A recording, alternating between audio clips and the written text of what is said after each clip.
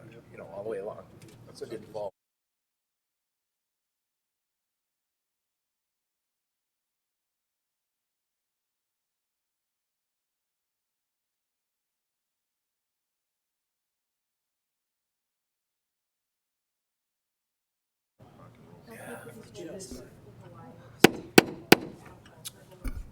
The April 29th meeting of the Planning Commission is now in order. Please call the roll. Bartsch? Yes. Bauman? Yes. Bollinger? Demacus? Yes. Hanson? Yes. Hochhalter?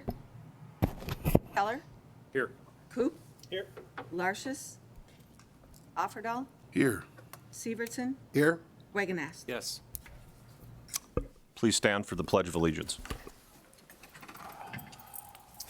I pledge allegiance to the flag of the United States of America and to the republic for which it stands, one nation, under God, indivisible, with liberty and justice for all. Now look for a motion to approve the February 28th meeting, since we did not have a meeting in March, right? Right. Move to approve. Second. I got a motion by Wagonist and a second by Coop. Any further discussion? What's that? Oh, Demacus, sorry. The motion was Demacus. Second, Coop. I got one of them right. All right, please call the roll. Hanson? Yes. Keller?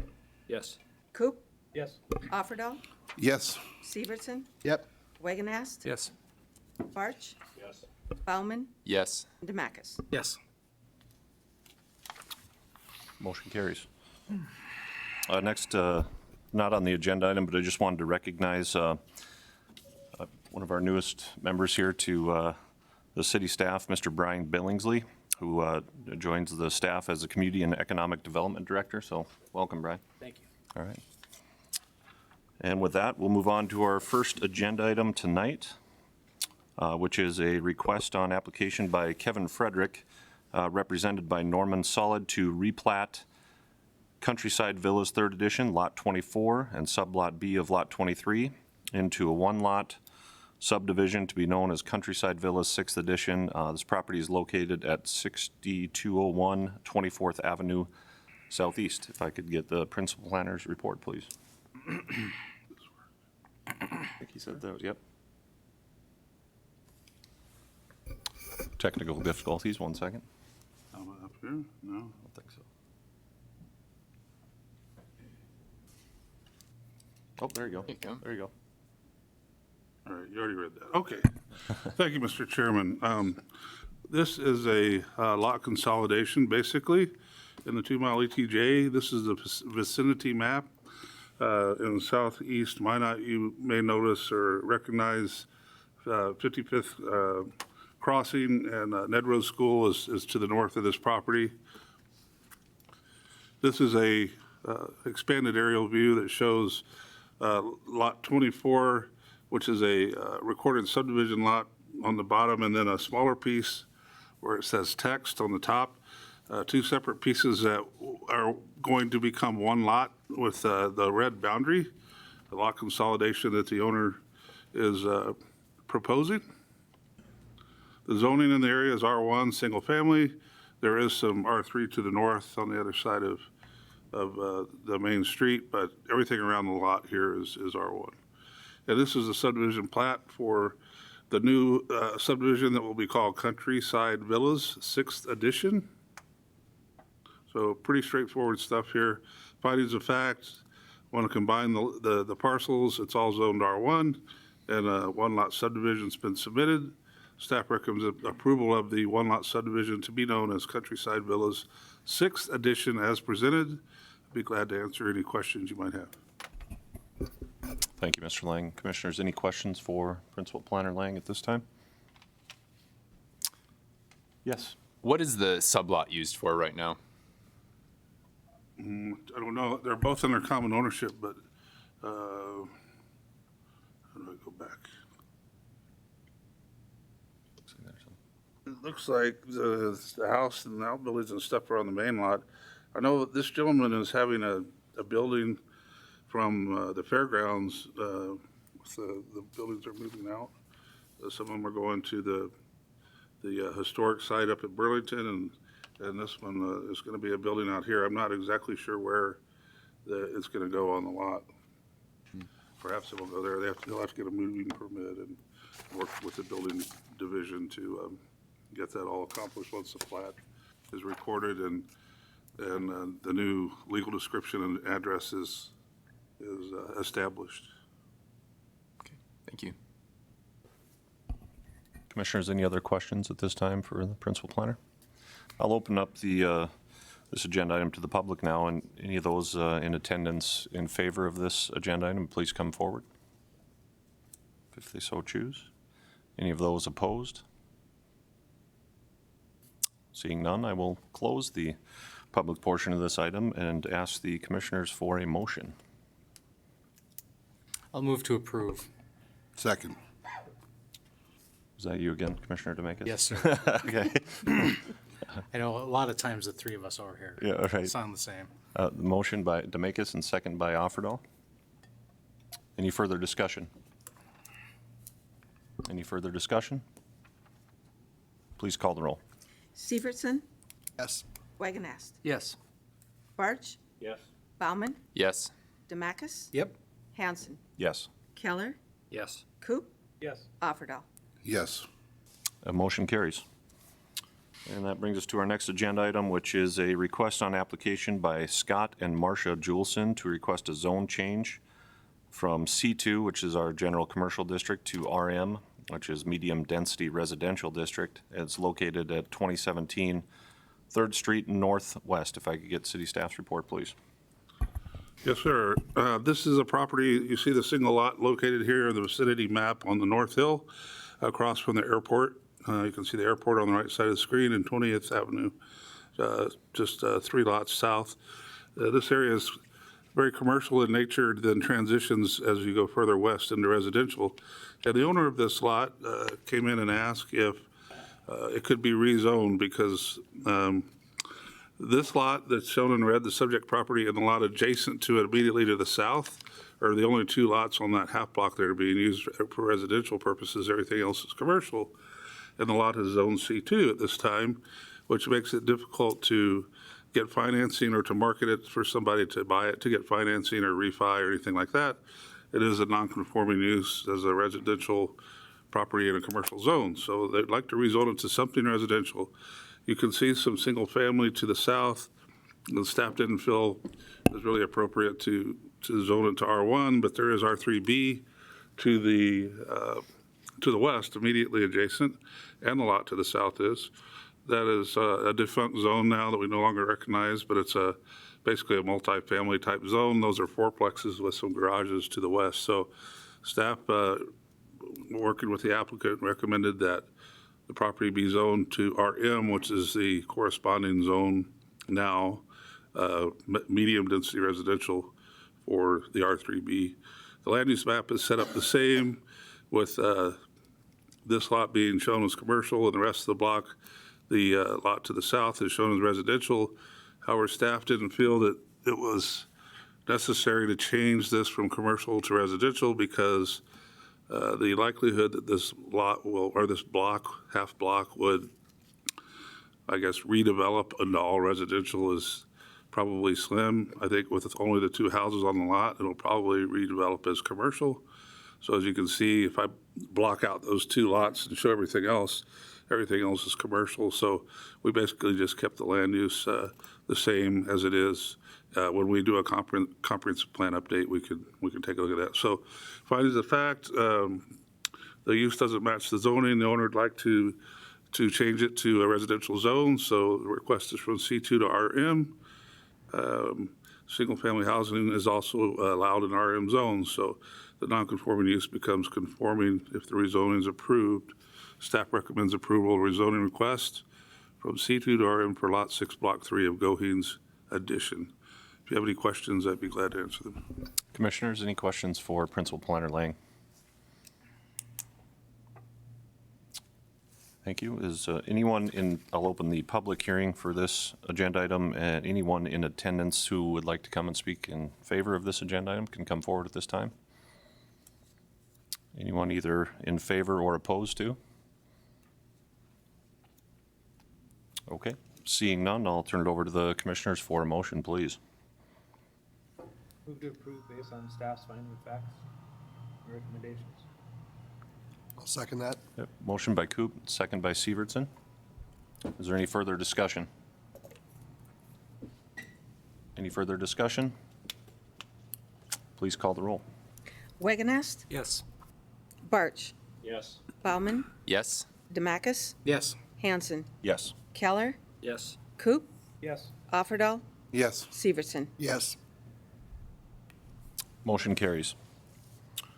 Our next agenda item is a request by Meadowlark Holdings LLC for a conditional use permit for self-storage units. The property is located at 404, 500, and 504 40th Avenue Northeast. If I could please get city staff's report.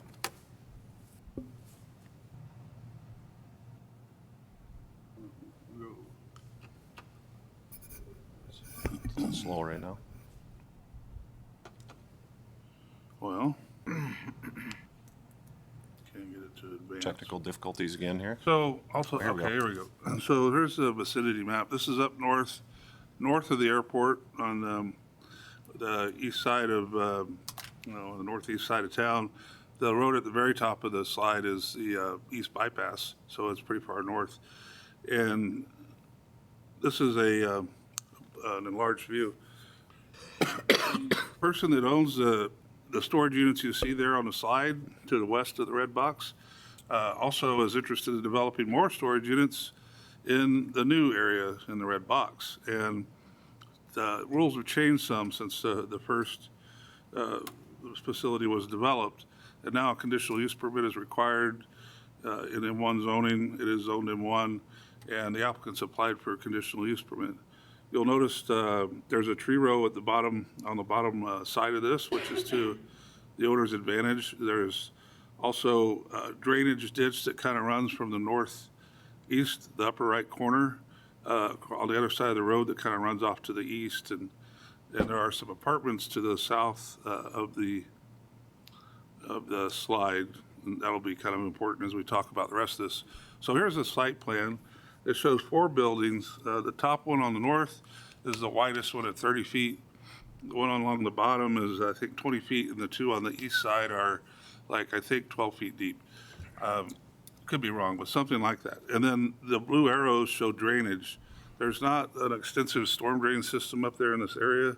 It's basically ditch drainage. So when water goes into the road ditch, that flows north, and then remember I told you to look at that north corner where that ditch runs off to the east, that water is going to travel under and go that direction. The trees that are shown along the south border are existing. We saw them in the aerial. And because there are apartments down there to the south, a buffer yard is required. So this is a ready-made buffer yard, as long as the applicant keeps at least 20 feet of width, doesn't pave it or store anything in there, and keeps the trees healthy, the buffer yard is established. There are also street trees required along both streets. There are streets on the north and east, and there, you'll see those trees represented on here, 13 street trees, 1.5 caliper. So those are also there. The darker brown, almost kind of brick colored line that you see around the perimeter represents fencing. So the interior of this lot will be used for open storage of RVs, boats, cars, equipment, things like that. And the code requires all the outdoor storage to be screened. The buildings themselves provide screening for the most part, but where there are gaps, then you see the fence proposed there. That's what that represents. It's zoned M1. The apartments to the south are actually in commercial zoning in the red, but they're residential use. The buffer yard is required that we talked about. Everything else up there is a lot of industrial and oil field energy related type stuff.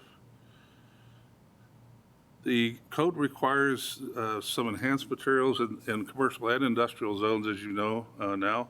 And so storage units are kind of a tough one because you don't want windows in them, right? And it's kind of hard to apply that, what the code requires. And working with the developer, this is what he came up with to propose is, the code says on street-facing facades that you have to do an enhanced material that would wrap 10 feet around the corner on the street sides. And so what he's proposing is to do this faux brick for 10 feet on each side of the corners and then run at the same height a wainscoting of horizontal siding of a dark contrasting color that would match the corners and the roof in a darker color, then have the rest of the building be a vertical siding that would be an earth tone, like a tan or something like that.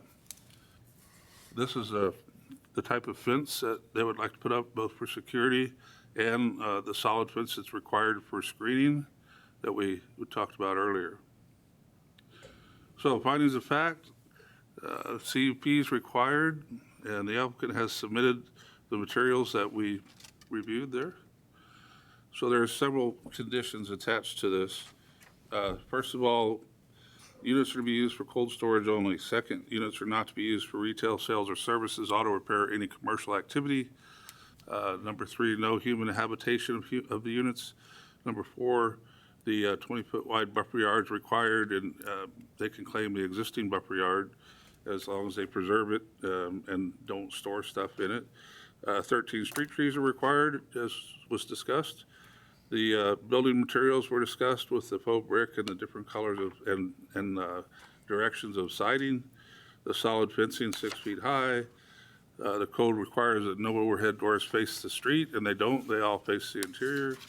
And since the property owner owns this property to the west, access will be through the existing storage facility into this one. So there's no curb cuts proposed on either street. Oh, I guess that was it. So if you have any questions, I'd be glad to answer them. Thank you, Principal Planner. Yes, Commissioner Offerdahl. So would you access this from the existing lot on the west? Is that how they're going to access this? They're not going to have this roadway here on Yes, the? sir. Okay. Yep, that's what, they've already have existing driveway there that's established with a culvert and everything, and they just as soon come through there and then into this one.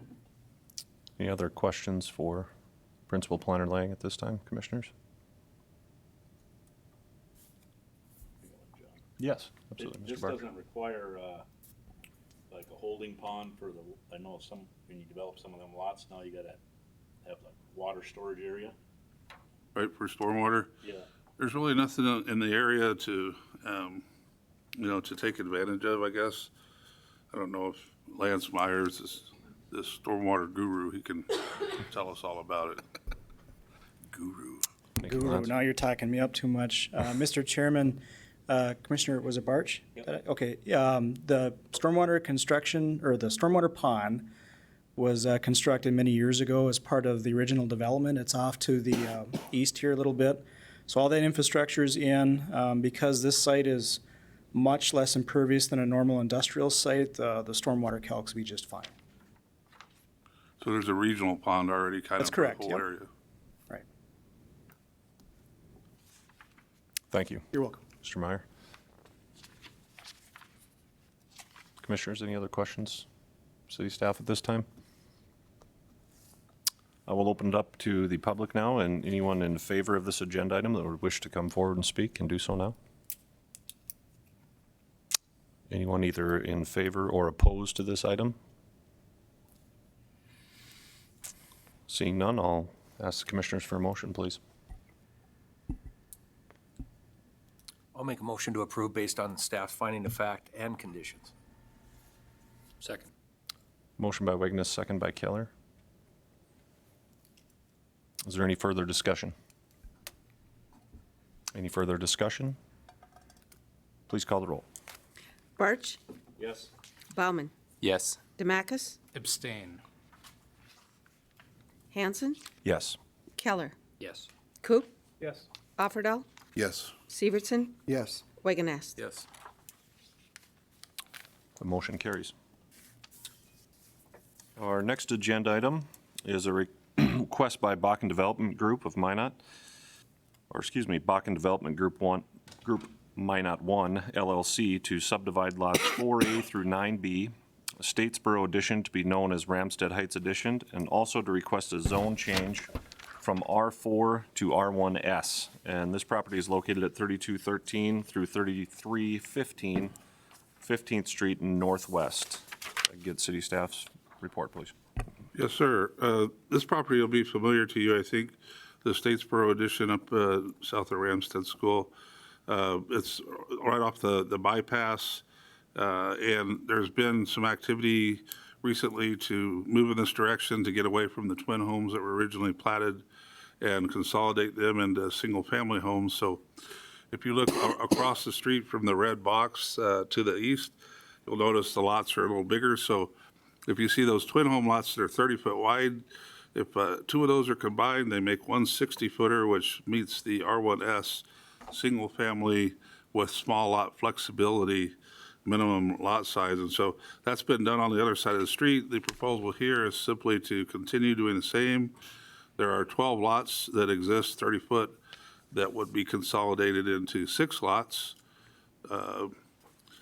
And here's the zoning. It's all R4, which is the old planned residential zone, which is defunct.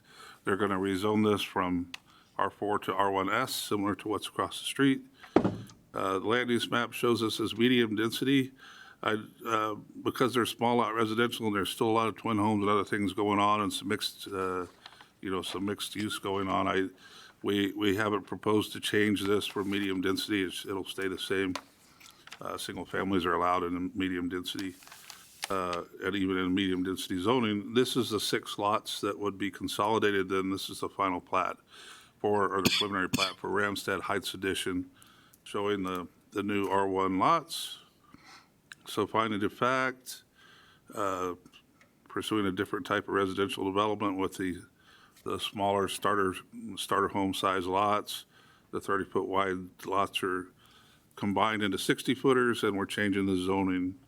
Staff recommends approval of the rezoning and the subdivision with one condition, that the abandoned utility services be capped at the utility mains in 15th Street Northwest, because water and sewer is already installed based on the twin home alignment.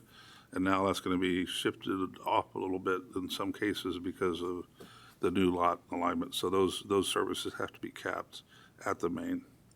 So with that, if you have any questions, I'd be glad to answer them. Commissioners, any questions for Principal Planner Lang?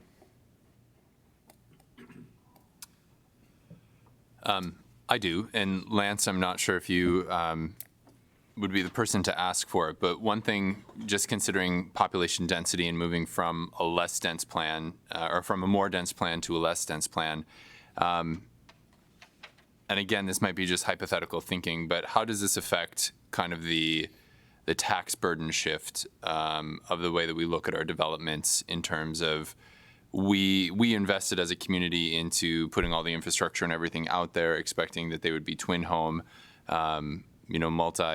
multi-tax tax base units, if that's the right language, and then shifting from a twin home setup to a single home. Does the tax responsibility and thus the money that the city gets for maintaining those streets and providing services to those streets and homes, does that roughly stay the same, or do we lose out at a community by going from having 2 taxpayers or 2 garbage fee payers or 2 fee payers on each lot to 1? Well, Commissioner Baumann, that's a interesting question. I'm not a tax expert or a property value expert. I would say that there was a lot of density planned here that maybe wasn't realistic. I think it was kind of the post-flood or the oil boom times, and those twin homes have proven not to be very marketable, which is the reason they're being repackaged as these R1S lots, which are actually doing pretty well, I think, as more of a starter home and more of an affordable unit as a single family. So I guess maybe we might lose some tax money, but we're actually moving the property and seeing development happen. There's still some opportunity up there to do twin homes, certainly on some of the lots that are still platted that way. But I don't know enough about taxes and valuations and stuff to really answer your question, but probably the way you want me to. That was a good start, so thank you. You bet. Commissioners, any other questions for Mr. Lang? At this time, I'll open this agenda item up to the public. For anyone in favor of this agenda item that would like to come forward and speak, they can do so now, please. Anyone either in favor or opposed to this agenda item, please come forward at this time. Seeing none, I will close the public portion and ask the commissioners for a motion, please. Motion to approve with staff's finding of facts and recommendations. Second. Motion by Barch and second by Demekis. Is there any further discussion? Any further discussion? Please call the roll. Bauman, Yes. Demacus, Yes. Hanson, Yes. Keller, Yes. Coop, Yes. Offerdahl, Yes. Severson, Yes. Wagenhast, Yes. and Barch. Yes. Motion carries. Our next agenda item is a request by Bakken Development Group, Minot One, LLC, to subdivide lots 12A through 15B, Statesboro Edition, to be known as Ramstead Heights Second Edition, and also request a zone change from R4 to R1S. This property is located at 3407 through 3421 15th Street Northwest. City staff's report, please. Yes, sir. We can breeze through this one. If you were listening to everything I just said on the last item, it applies here too. It's just around the block. So you see the vicinity map in the same area, just on the north side of 15th. We zoom in and you see the twin lots. That now there's 8 that'll become 4. The zoning is still the R4 that we're going to rezone to R1 if you approve it. The future land use map, we're not suggesting be changed. And then here we have the plat again, where we have the 30-foot lots consolidated into 60-foot lots, and the rezoning to R1S. So same recommendation. Again, the utility services need to be capped at the utility mains in 15th Street Northwest. Commissioners, any question for Principal Planner Lang? Seeing none, I'll open that up to the public. For anyone who'd like to speak in favor of this agenda item, please come forward now. Anyone like to speak in favor or opposed to? Seeing none, I'll close the public portion and ask commissioners for a motion, please. Motion to approve based on the finding of facts and recommendations. Second. Motion by Offerdahl, second by Keller. Any further discussion? Any further discussion? Please call the roll. Severson, Yes. Wagenhast, Yes. Barch, Yes. Bauman, Yes. Demacus, Yes. Hanson, Yes. Keller, Yes. Coop, Yes. Offerdahl. Yes. Motion carries. Next agenda item is a request by Wade Christensen to replat Terrace Heights 15th Edition, Lot 1 and 2, to be known as Terrace Heights 16th Edition subdivision. This property is located at 1805 Terrace Drive. If I could get city staff's report, please. Yes, sir. I'd like to ask, is there anybody in the audience that's here for this? Oh, you are? Okay. Because I know the surveyor couldn't make it tonight and mentioned that if you needed to table it, you could. But this is pretty straightforward, so let's run through it and see what you think. The vicinity map, you may remember this from the January meeting. This is that parcel that was under common ownership with a house and a shop building on it, that they wanted to split it down the middle and then get a building permit to remodel the shop building, because you can't have a shop building on a lot by itself.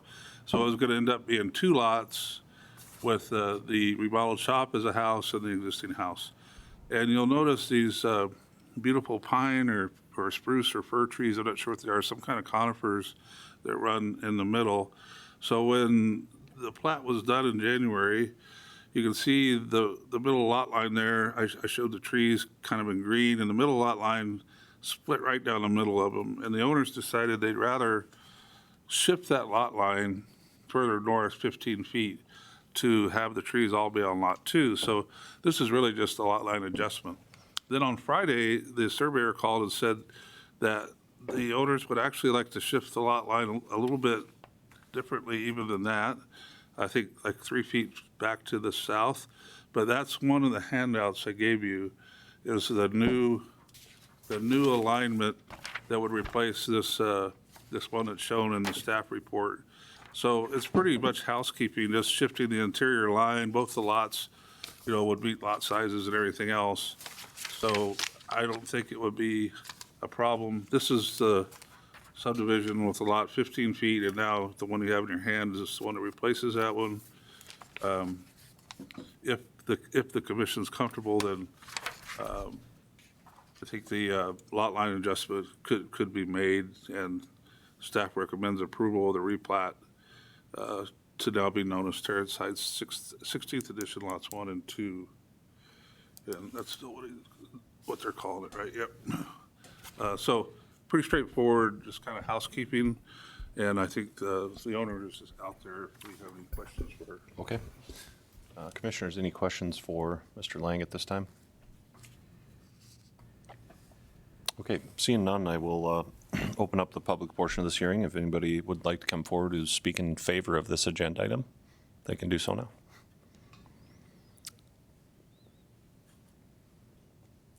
And if you haven't signed in, if you'd do so, and then just let us know who you are. Okay.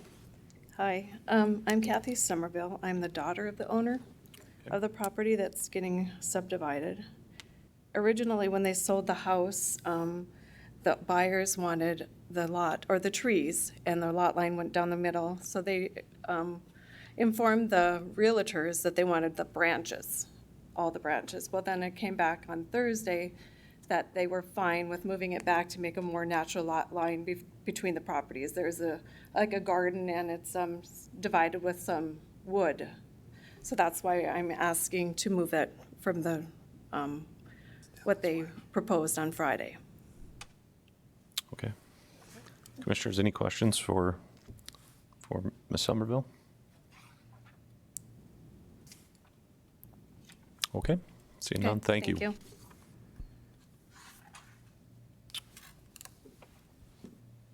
Anyone else in favor or opposed to this agenda item that would like to come forward and speak, please do so now.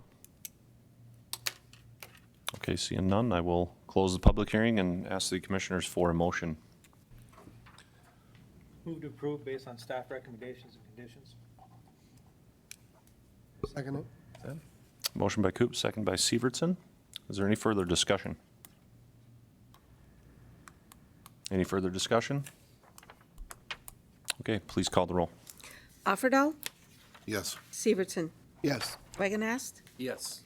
Barch, Yes. Bauman, Yes. Demacus, Yes. Hanson, Yes. Keller, Yes. Coop, Yes. Motion carries. All right, next agenda item. This is a request by Southwest Crossing Partners LLC for a PUD, which is a planned unit development, a subdivision, and also to request a zone change from R4, R3, R3C, and R2 to RH.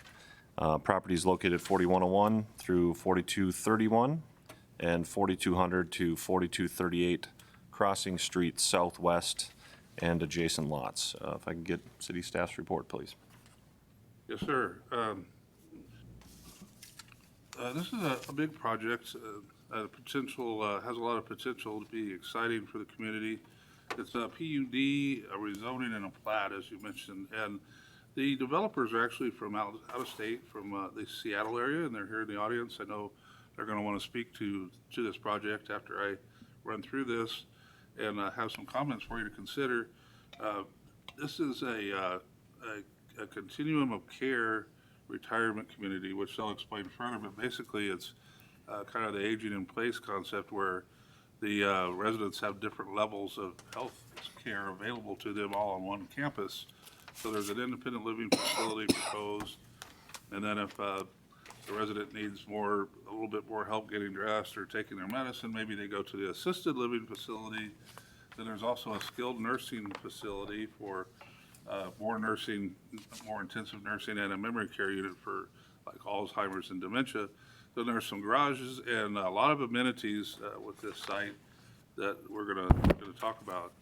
The location, I think, for this particular use couldn't be any better in Minot because it's right next to the proposed hospital.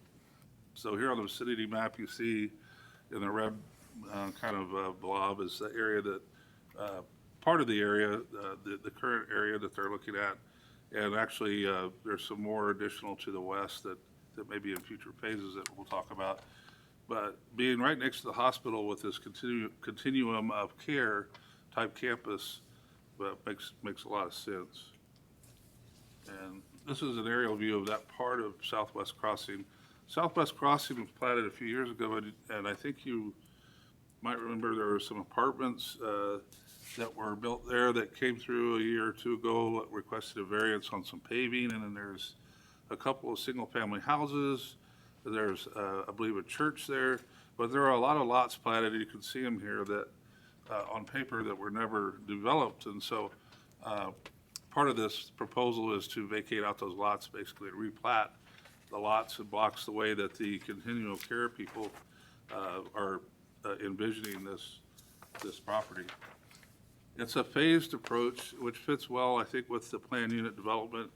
You know, the idea is that they build these buildings in phases, but the overall concept of the campus is important, and the interaction between the buildings and the uses. In other words, if they could only build part of it, it wouldn't really work. It has to all be a comprehensive development. And so they submitted plans and drawings and different things to staff. And at one time, I think staff was under the impression that a conceptual plan of the whole campus would be considered that showed road layouts and kind of the leftover areas that were lots and what the uses would be, and heights and densities and some of the things that we'll talk about here.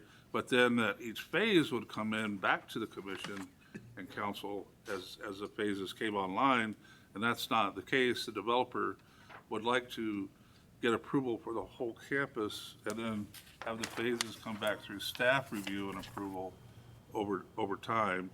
And for instance, in order to prepare a landscape plan for the 20-some acre campus, in order to prepare a complete landscape plan, the developer felt would be too much financial burden, I guess, at this time, without even knowing whether the concept for the entire complex was to be approved or not.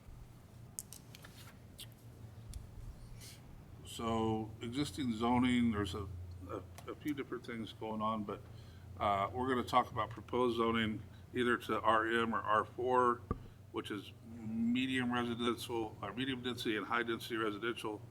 Right now, some of it's R3C, which is a defunct zone. Some of it is RH already. So there's some different things going on there. The land use map will have to be changed, and I didn't catch that. It wasn't advertised, but I think in discussing it internally, if the project moves forward, the land use map could be amended to council next week if we get the notice to the city clerk in time. Obviously, a lot of it's low density residential and part of it medium density, so it's a higher density proposal. But there's a concept plan here that I in terms of the handouts that I gave you, I gave you some 11 by 17 handouts of these drawings because they're really not that legible on the screen or in the staff report or on the screen. So I wanted to have the bigger copies for you. So there's actually several handouts here, but that's what one of the maps is. And then this shows kind of the larger area of that part of Southwest Crossing, and then this zooms in. The other thing I should mention is that as you look at these exhibits, the direction changes on some of them. So like this is straight up north. The wetland at the bottom is kind of a landmark, I guess. If you look at this slide, then the wetlands to the right, so north is to the left. But this is the plan that kind of lays out the overall structure of the first phases, and it's shown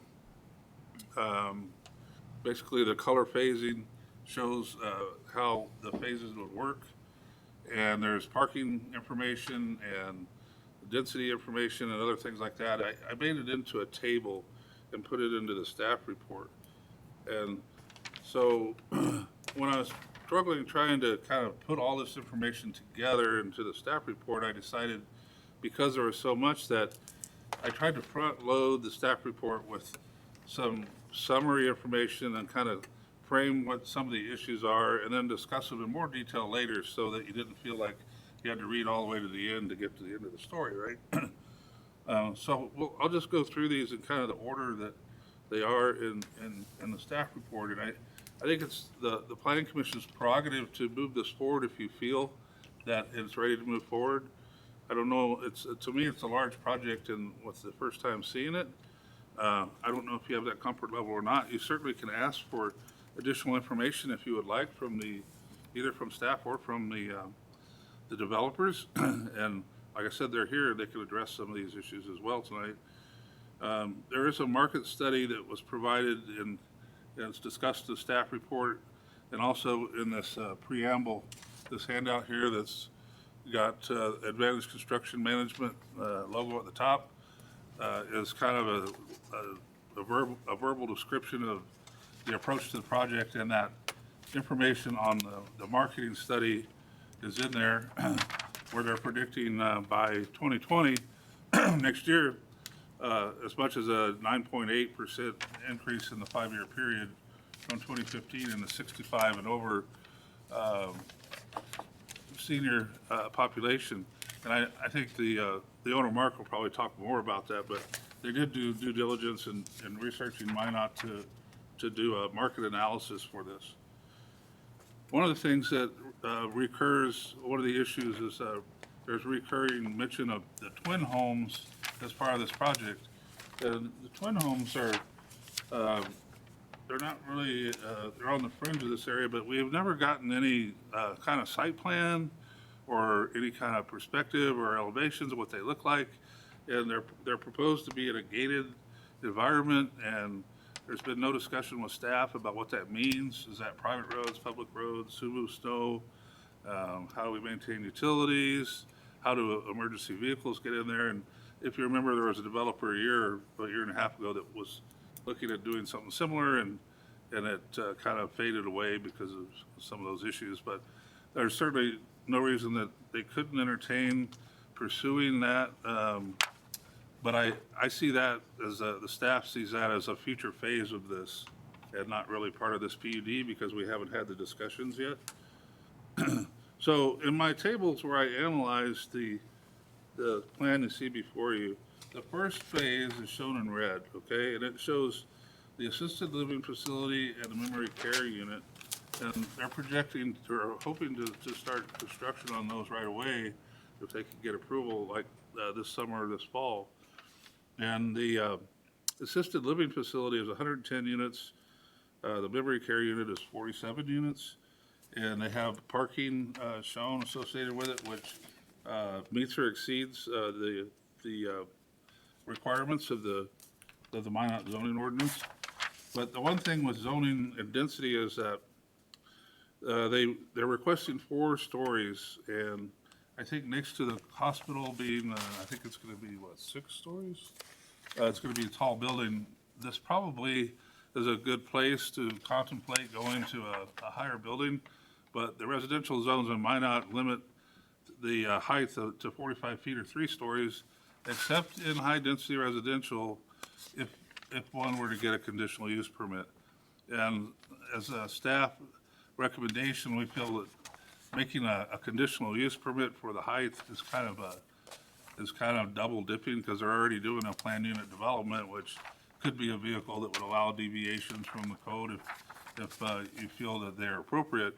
So staff would suggest if the 4 stories is palatable and something that the commission supports, that be handled through the planned unit development, the overall concept. There's actually another building also that's proposed to be 4 stories as well, and I'll get to that in a minute. The second phase is in blue. That's the independent living facility, and that is 197 units, and that is the other 4-story building at 50 feet in height. So that would be something to consider on your planned unit approval. You know, with a planned unit development, I put in the comments some language from that chapter that talks about that, given a mixture of uses and through design flexibility and things like that, some of the parameters in the code, that some of the standards like height or density or parking could be deviated from without having to apply for a variance.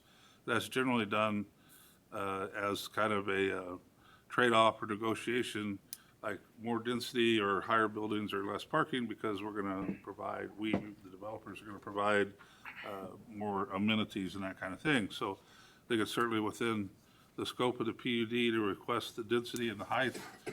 You'll see the amenities that they're requesting here pretty soon. The independent living is the one area with parking that does not meet the code requirements, and there is in the Minot ordinance a ratio provided which would require 247 spaces plus 99 demonstrated. The demonstrated parking would mean area on the side is reserved, so if additional parking were needed, it could go in. So that's 346, and they're providing, proposing 178, which is a deficit of 69 spaces without addressing demonstrated parking.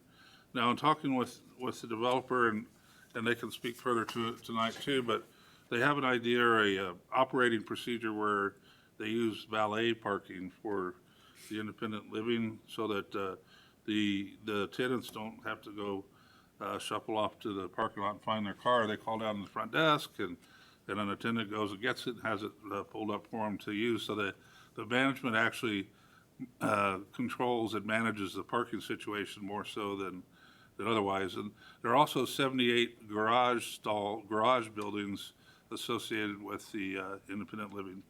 Then phase 3 is the skilled nursing. That's shown in yellow. Proposed completion in late summer of 2022. This is the phase where the twin homes are in there saying that they would be part of it.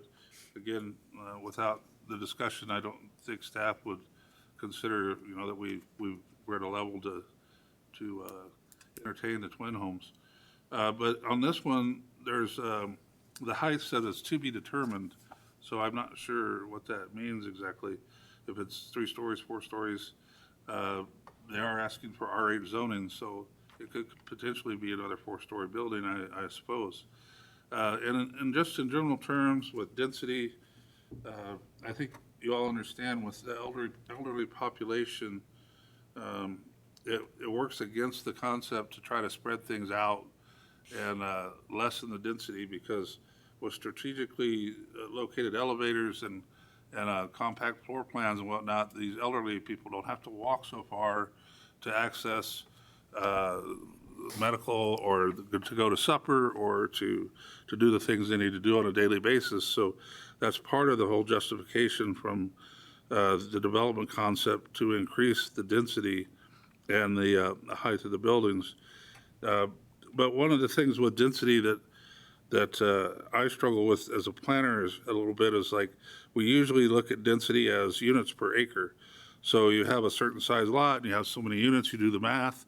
But in this case, for example, with the skilled nursing facility, there's 200 beds proposed. So 200 individual rooms with beds to me are a lot different than 200, say, 2-bedroom or 3-bedroom apartments in a market rate apartment facility. So the density comes out really high when you use traditional planning nomenclature of units per acre. In the case of the skilled nursing, 30.34 units per acre. The maximum density allowed and high density by the code is only 24 units per acre. But again, there's maybe a little different definition of density, if you will. There are 50 more spaces required in the skilled nursing area than what the code would require, so there's a little bit of an excess there. The other item that we talked quite a bit about was recreation and open space. Because when we initially talked to these people and they presented some ideas, we thought they were going to come back with more finished plans to go to commission and council, and then that wasn't the case. The directive from staff was, well, now we need more information than if we're going to present this as a cohesive project and you're seeking approval of the entire PUD, at once.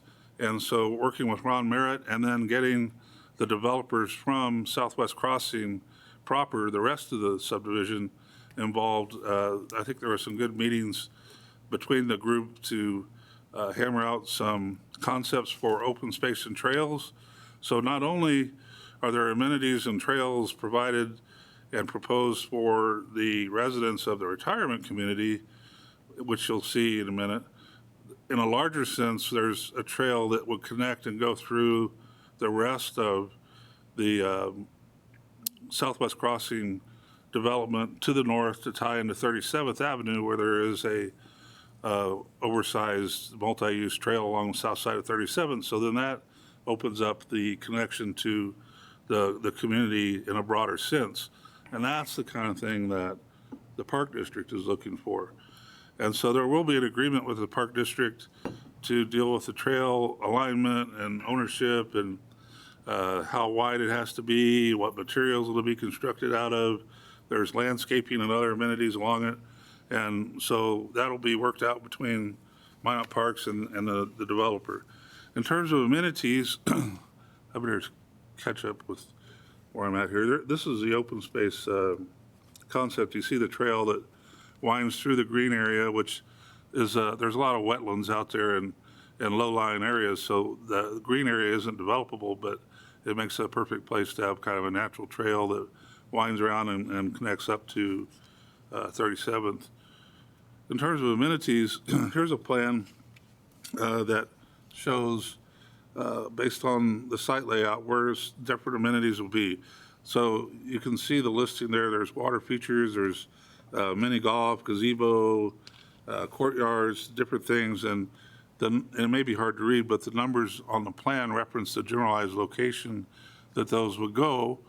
And then, excuse me, there are photographs of another project that was built by this development team, I believe in Idaho, that show kind of the level of detail and materials and landscaping and amenities that they're proposing to build in Minot. So the question becomes, to some degree, are these photographs and kind of generalized plans enough to go on to approve, for the commission to approve this, or do you want to have actual plans that show exactly what will be built in Minot? But here you see some more nice entry feature with the water there and kind of an aerial view. In terms of more specific amenities, there's the putting green, there's a landscape median, and again, the locations of these are shown on that one site plan. There's a gazebo and a walking area. There's landscape medians and whatnot again. There's a courtyard area, another landscape courtyard plaza, another one, another gazebo. These are the kind, and the retaining walls you see and all the landscaping. This will be the level basically of what they're presenting as what, would be built here in Minot. In terms of building elevations,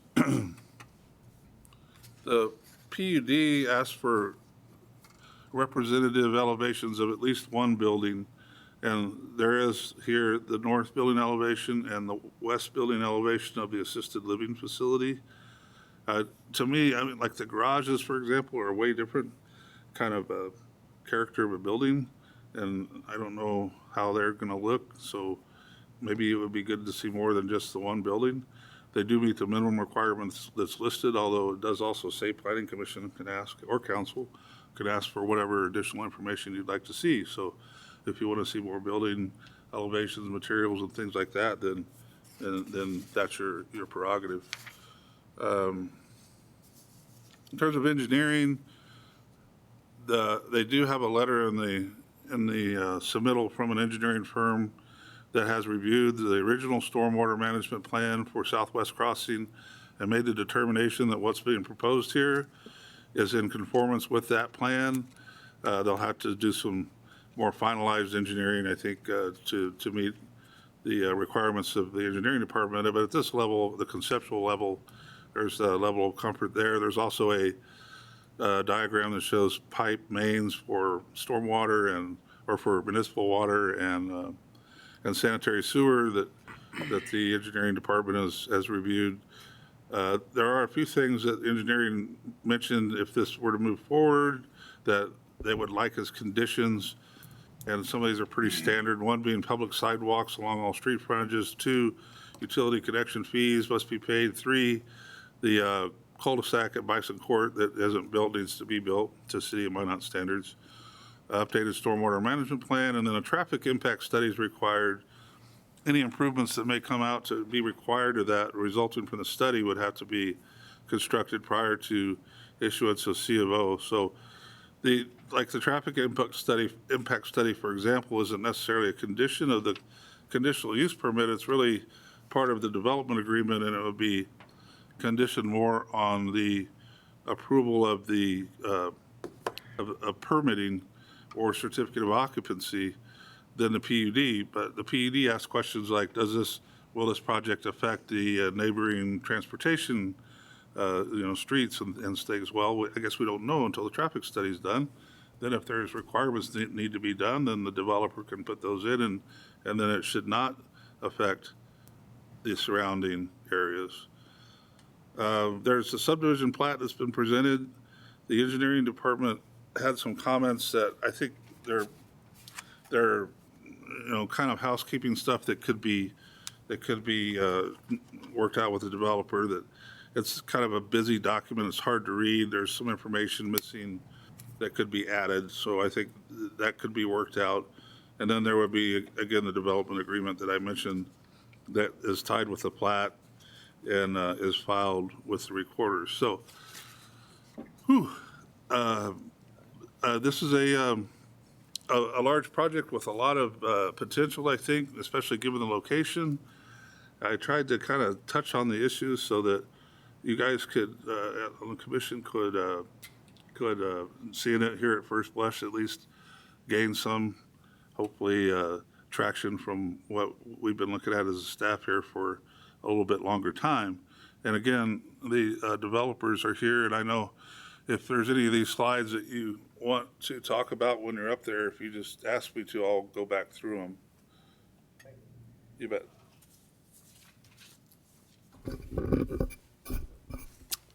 Thank you, Planner Lang. Commissioners, any questions at this time for Principal Planner Lang? No? Yes, Commissioner Bauman.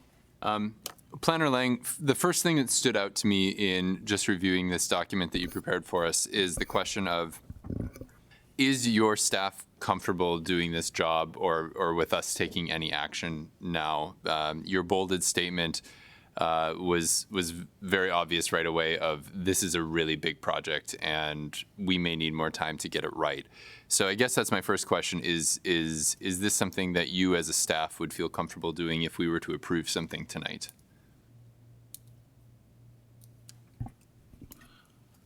Well, to answer that question, it's like I said, it's your prerogative to do what you will with this. If you want to move it forward, then that's fine. I guess to me, it is a big project, and I'd say it's probably $20 million project. I don't know, and I know that the developers would like to move forward with it and get going, but does the commission have the comfort level with like the landscaping and things that have been presented? I think staff can deal with it, but I can tell you that there's mixed opinions on staff. I think some people feel that it's probably okay to be a little more loose in the approach, but other people say the code's the code and we should ask for everything, based on what our code says. And I have to kind of try to find a common ground to write up the comments and present all this information. I tried to present some of the developers' justification for some of this too. So that's a hard question to answer. Whether all the staff is okay with it moving forward. I would say no, not 100%.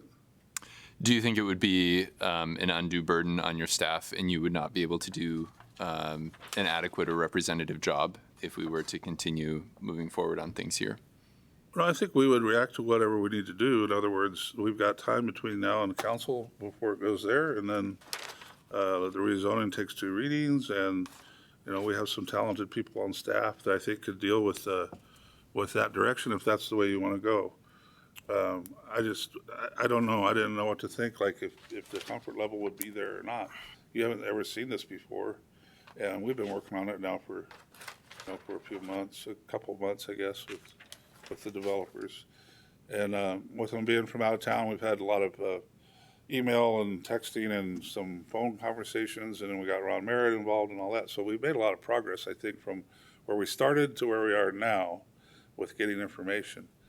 But again, are the photos that are kind of representative good enough, or do you want to see more detailed at exactly what they're going to build?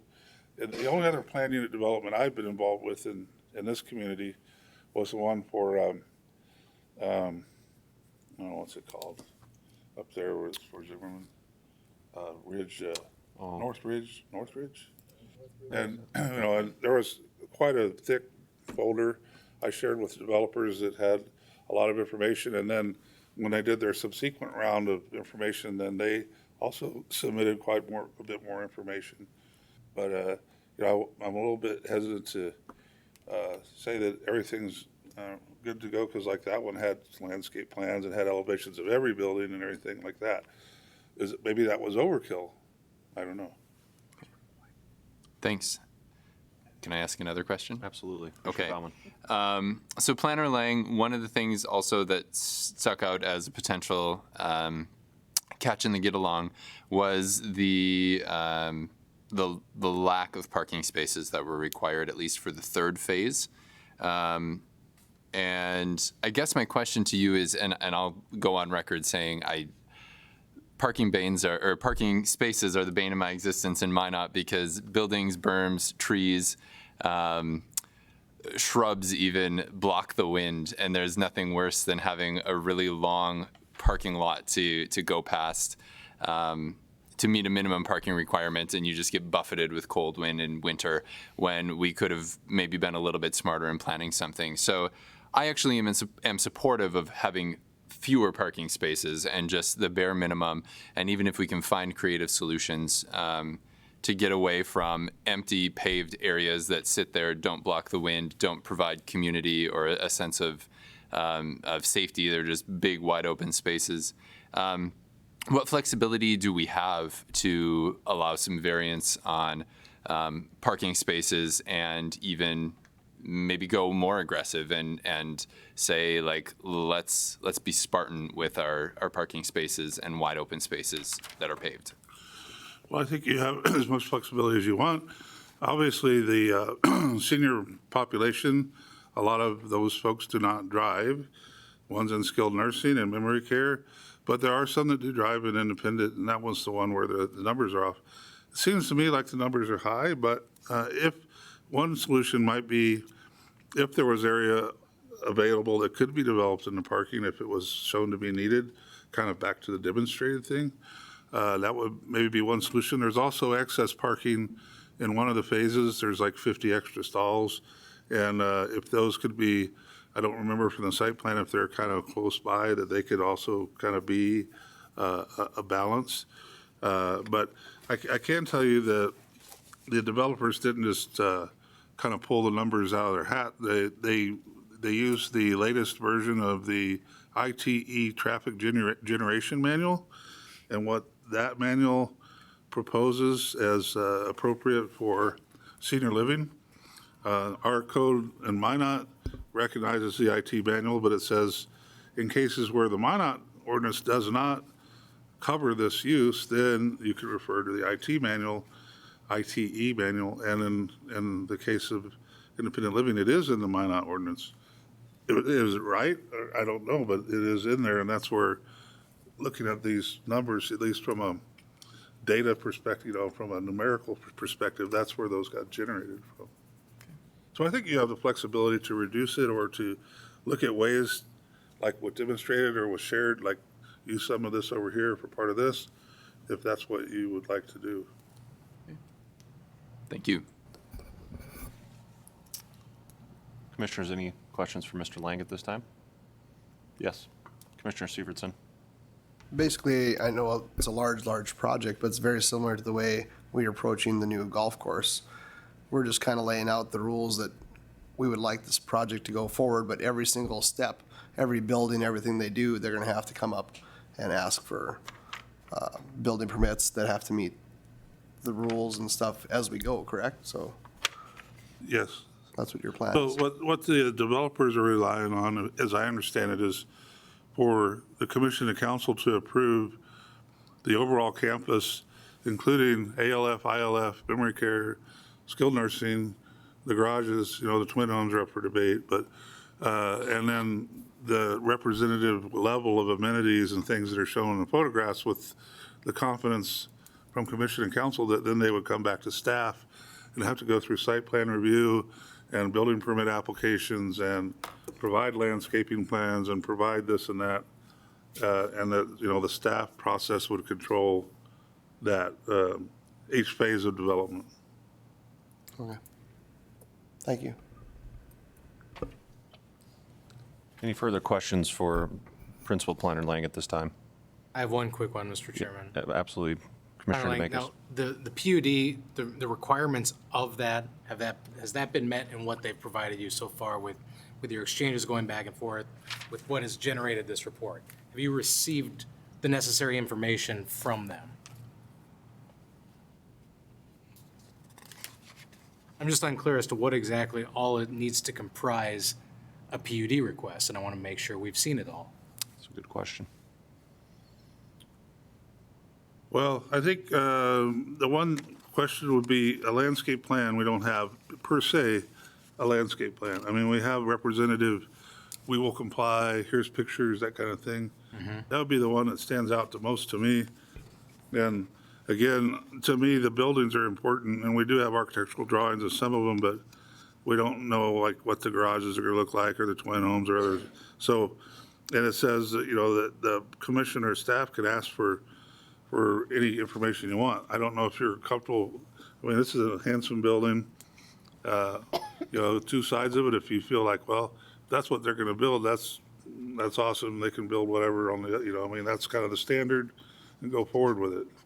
Well, I mean, as Commissioner Severson pointed out, and I was of the same thought, this is the same theory that's proceeding with that entire Park District development, where we're not gonna fingernail every little window and approval and screw at this level. It's through the building permit process, it's through complying with ordinance process, and this is a 20,000-foot view to me as well. My concern was, did they give you everything we need to look at from the 20,000-foot view? Outside of landscaping, it sounds like it to me.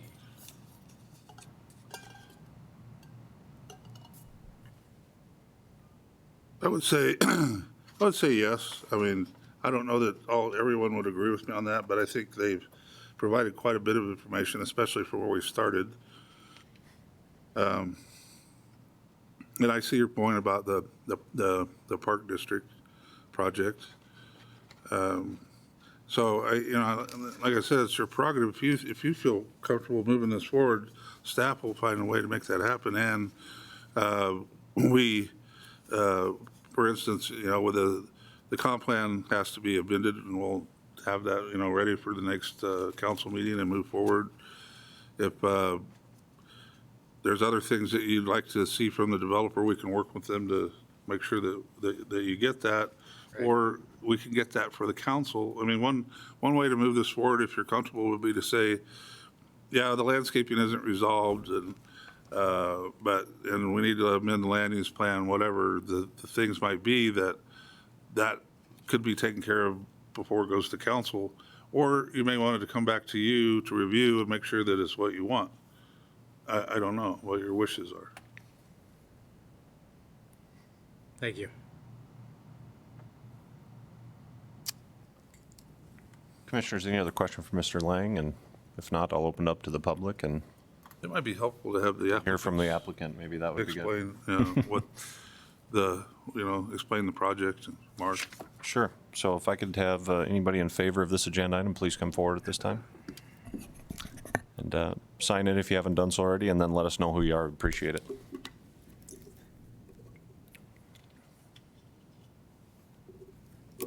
Thank you. My name's Mark Black, and Brent Lambeth was here with me, architect, but he evidently is having some unexpected health issues and has gone off to urgent care. So I'm not sure Sorry to hear that. exactly what the issue is, but he just had to leave here right at the beginning of the meeting. But thank you for the opportunity to speak to you about the project. The project itself, my background, I've done development of these types of projects. I built my first nursing home in 1985. So licensed care facilities and these types of CCRC projects have been what I've done for a long time, a lot of years. And we've done a lot of cutting edge projects for some of the larger operators like Life Care Centers of America. They're the largest privately owned skilled nursing provider in the country. And they're not involved with this project, but I've been one of their primary developers for their projects. A CCRC is a continuum of care retirement community, and it has a kind of an interdependent reciprocal nature to it. And this is what's kind of presented a challenge for us in trying to approach the project in a way that makes sense for you and makes sense for us as the developer, is that every phase of the project is dependent upon the other phases. An independent living facility has the attraction of amenities and the ability to not have to be concerned about home ownership. If you're a snowbird, you don't have to worry about your place, and it has a lot of amenities and activities that attract that population. But one of the things that makes that a more solid marketing move is the fact that when you come into an ILF or an independent living facility, if you know that there is assisted living available, memory care available, skilled nursing available, you have a continuum of care or an age-in-place community where you don't have to be concerned about what comes next. Does that make sense? It gives you a peace of mind about making that move that you wouldn't get without all of the elements being present. And so what we were really after was trying to find a way with the principal planner, Mr. Lance, to apply for a master plan approval or a binding site plan, so to speak, where these elements could be approved for the project without necessarily having to develop all of the plans to get there, because that's really more of the permitting process. And if we could find a mechanism where we could get that approval for the elements, even conditional upon it meeting the landscape and hardscape and parking approval of the building department, then we've made some real progress in our minds, at least. So the approval we're looking at could easily be conditional upon those elements being approved at a later time. And that would work well for us. What we wouldn't want to do is get an approval to build an assisted living, and we build an assisted living and then find out we can't build the independent living or the skilled nursing, or you see it kind of needs to be a whole package, and that's how we're presenting it. I'm perfectly happy to let the twin home and the gated community be a separate application at a later time. And we'll just focus on the four elements of the independent living, assisted living, memory care, and skilled nursing, okay? And so what we've done as part of this, if you don't mind pulling up the plan, the color-coded plan that you had up, I can point out, actually go back one to where you show the park dedication, back two, I guess it is. There you go. The green part would be a dedication to the Parks Department. I think it's about 12 acres. But if you look, there's a loop going all the way around the outside of the continuum of care community there. That would be a public access walk that you could come in from the hospital and walk on that, or if you're visiting family in the nursing home, or the independent living or assisted living want to get out and go for a stroll, there's a complete loop walk around this that'll be a park-like environment. And this entire project, we really want to target make it like a private pay environment, so to speak, like a 5-star resort quality project, even though we will be easily competitive with the current market. We had a market research study done by Senior Market Research Associates that does almost entirely these types of projects, CCRC projects. They're out of Cleveland, Tennessee. And there's a real need for this type of a project in Minot, we've found. And a lot of seniors have left the state or go to Fargo or go down to Bismarck, and some even leave the state because there's not what they would see as a suitable environment for their continued care. And so, we want to make a project with high intensity of hardscapes and landscapes, and I'm quite confident that we can meet the approval and exceed the expectations of the city and of the building department and planners as far as what we're able to present. The challenge is to go out and spend, I'll spend, somewhere between $55,000 and $70,000 on a landscape plan.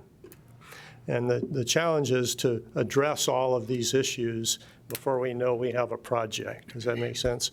And so that's why maybe the best thing, we weren't even sure really if a PUD was really the way to approach this, PUD approval, whether it needed to be a master plan or a binding site plan or a PUD, or what mechanism do we use to get the approval we need? Because really we're wanting a concept plan approval. That's what we're after, and then we can start submitting all the additional elements and spending the money to be able to put the whole project together in a way that I, again, will say will meet or exceed easily the standards and the expectations. We'll do all we can to make sure that happens. Since Brent isn't here, it might work best for me, instead of just going off on a narrative about all the details of the project, it might work best for me to be able to just answer questions if you have questions, and be able to address the issues as they come up, if that's okay. Yeah, Mr. Black, thank you very much for being here tonight, and I'll just open it up now to the commissioners for any questions of Mr. Black, the applicant.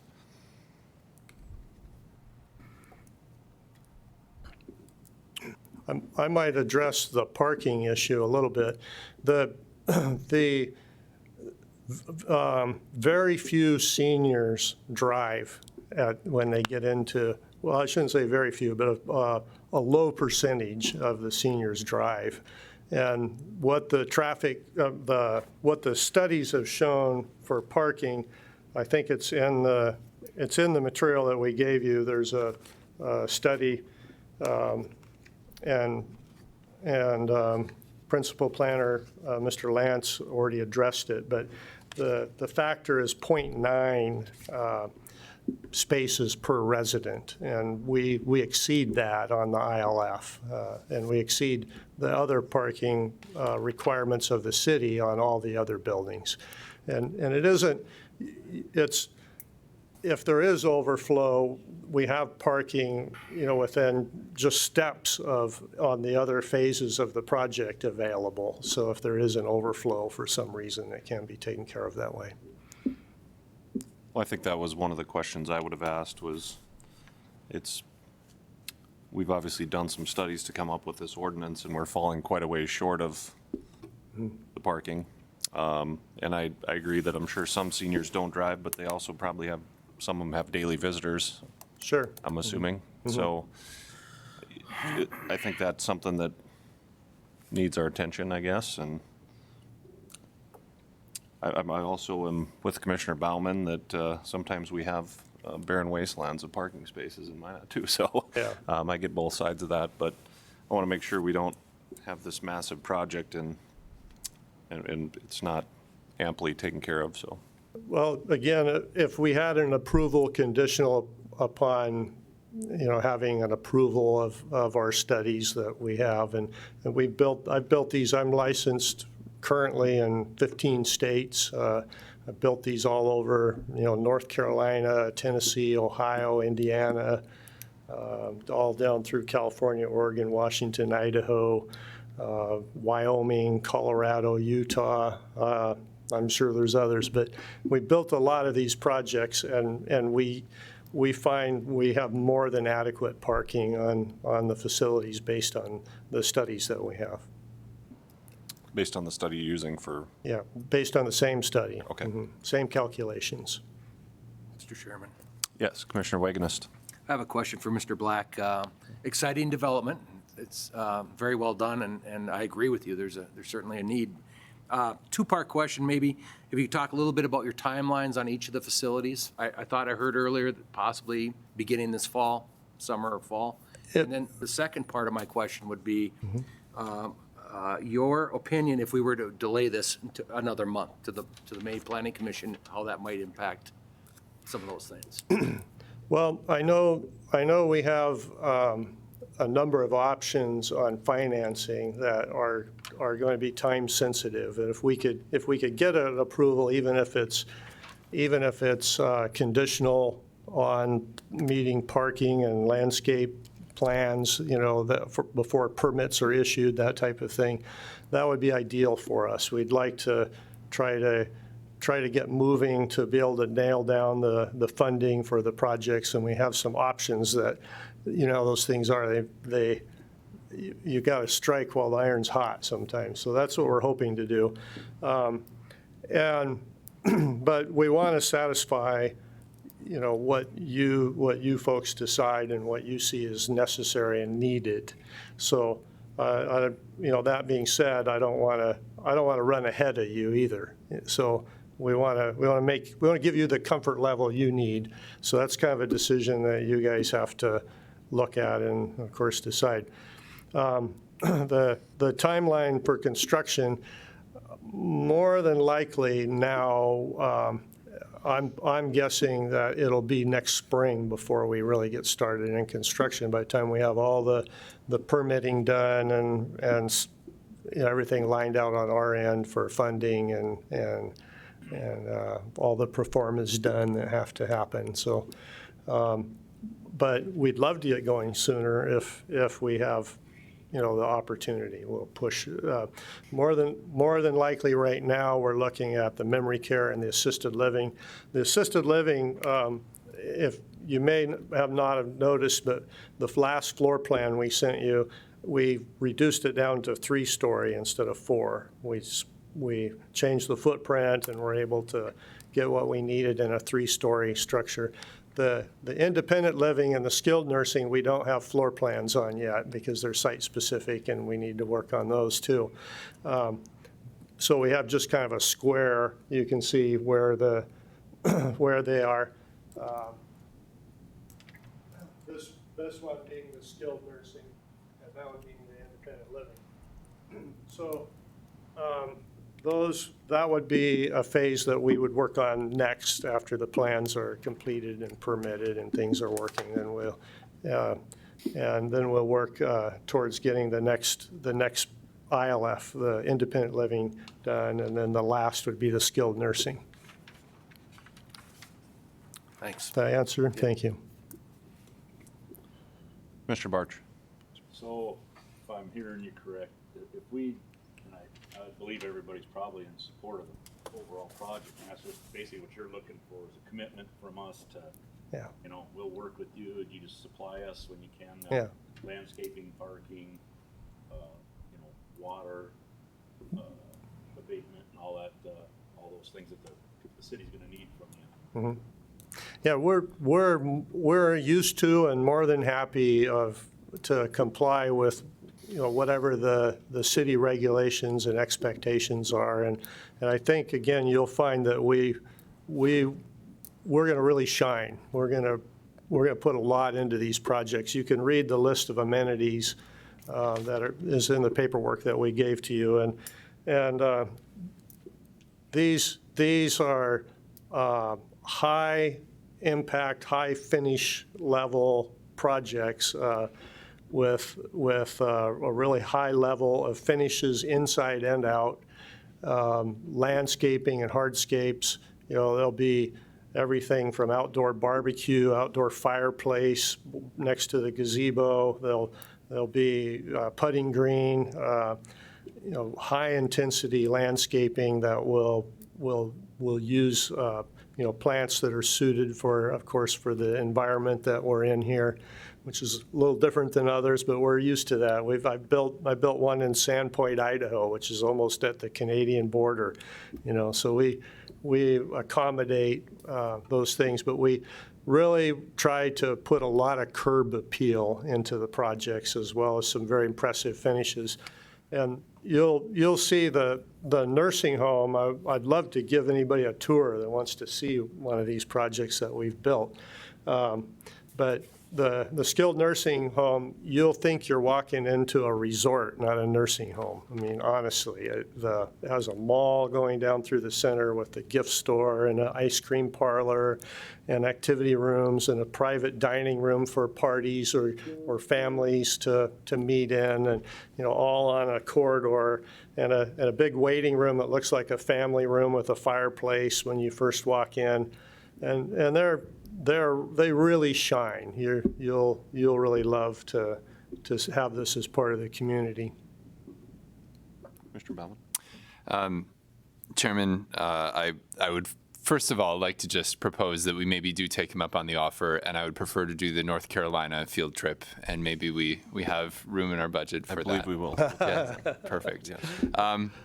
I do have a few more questions for you also. I appreciate, first of all, this development and this plan. It was exciting to read about, and I agree, it's a very attractive, very high curb appeal proposal. One of the things that gets me really excited about PUDs is that it is a chance to do things right and to really look big picture, and not just as individual entities kind of piecemealing together a community, but we get to kind of plan from start to finish what this community is going to be, or the professionals are going to do so. So with that in mind, I had some questions just thinking big picture. You're located right next to what is going to be probably one of the biggest and most up-to-date medical centers in the region. And I'm curious, can you tell me a little bit about the tie-in in terms of access, collaboration, availability to the Trinity Health Campus for this particular PUD? Yeah, it's imperative on the operations side that you know, we get referrals from the hospital, right?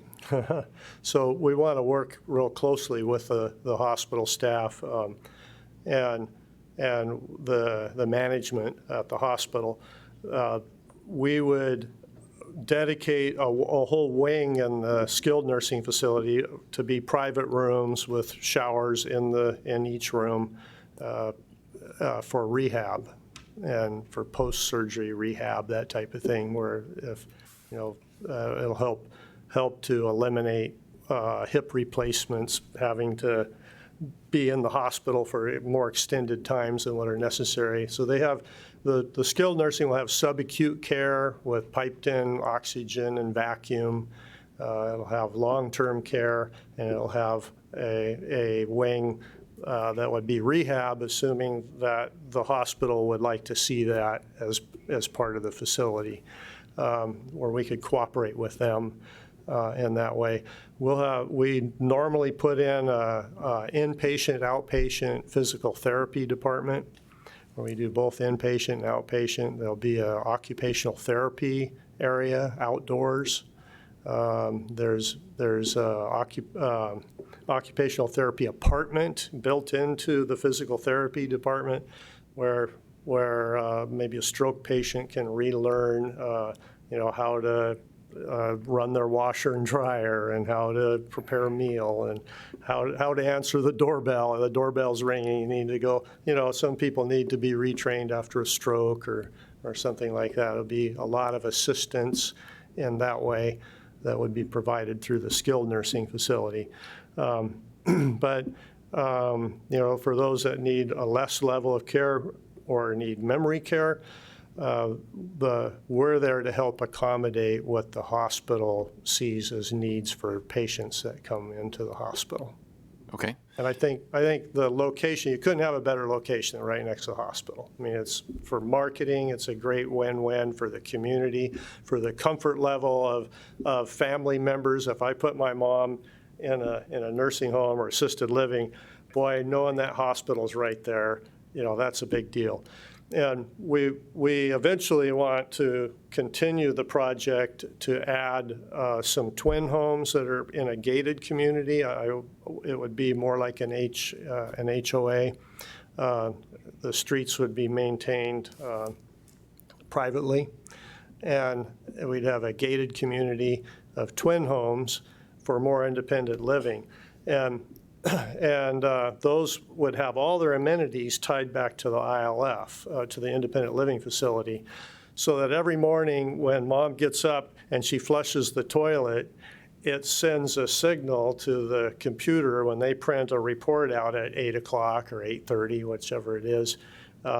They can see that mom was up, and if it hasn't sent a signal, then they can call over and check on her or send somebody over to knock on the door. And so it's kind of a courtesy check-in that's available for families that want that, There'll be Wander Guard in the twin homes that would be tied back to the ILF, so that if one of the couple, maybe the husband has dementia and he wanders off when his wife's busy, it sets an alarm off at the ILF, tells him where he is, and they can go send someone over and help him, help them reconnect and get back so that there's no problem.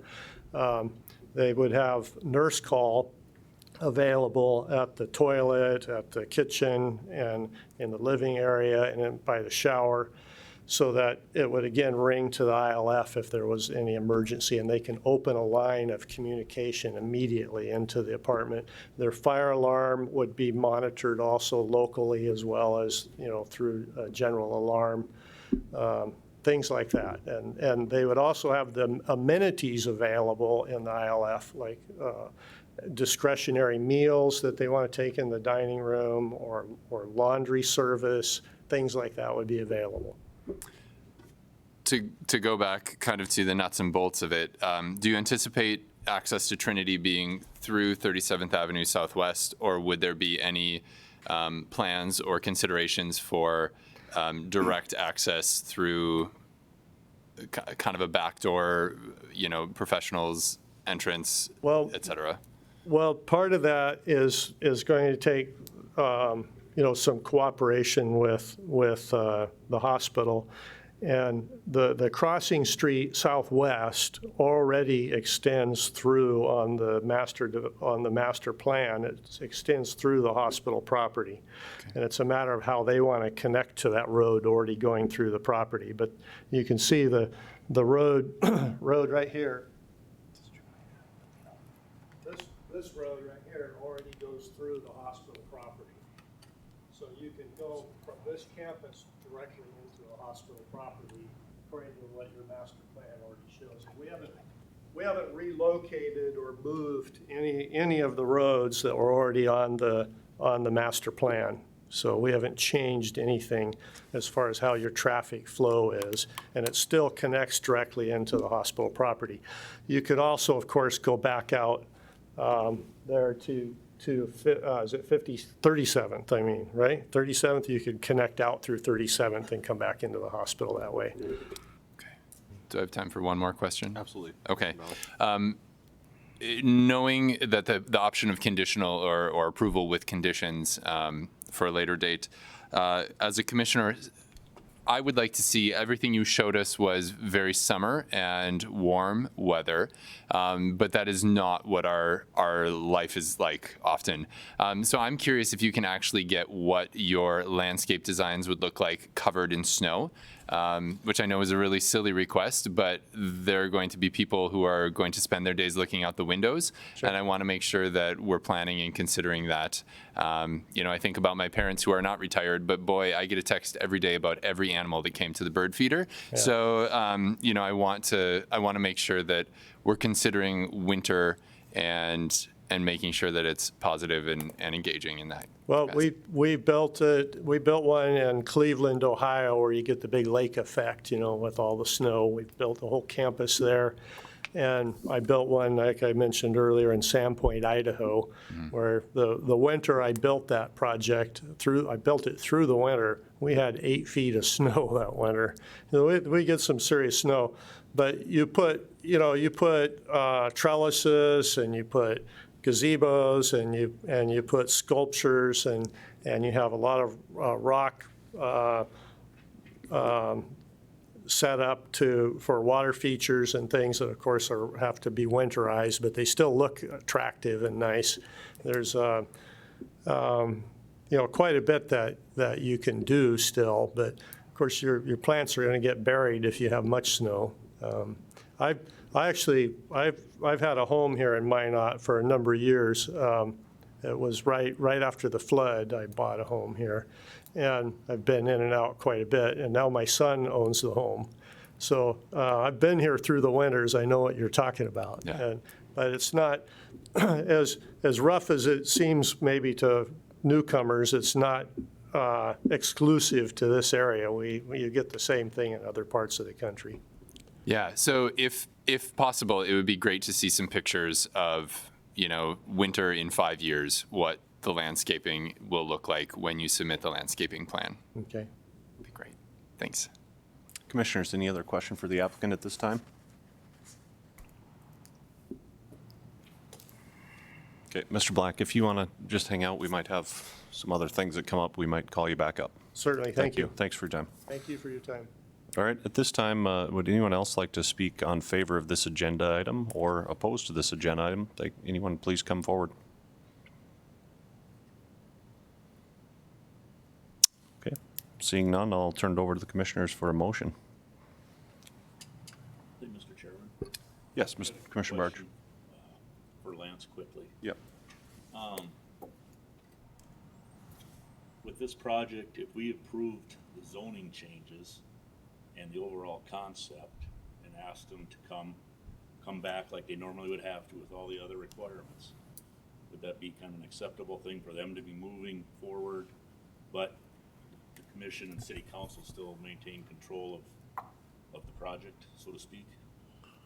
Well, my understanding, and Mark, correct me if I'm wrong, is that he's looking for a conditional approval or a PUD approval of the concept whereby the details wouldn't come back to the commission and council. They would come back through staff. That's correct. If you want a short comment, Mr. Black. Yeah, the council could set the conditions that the staff would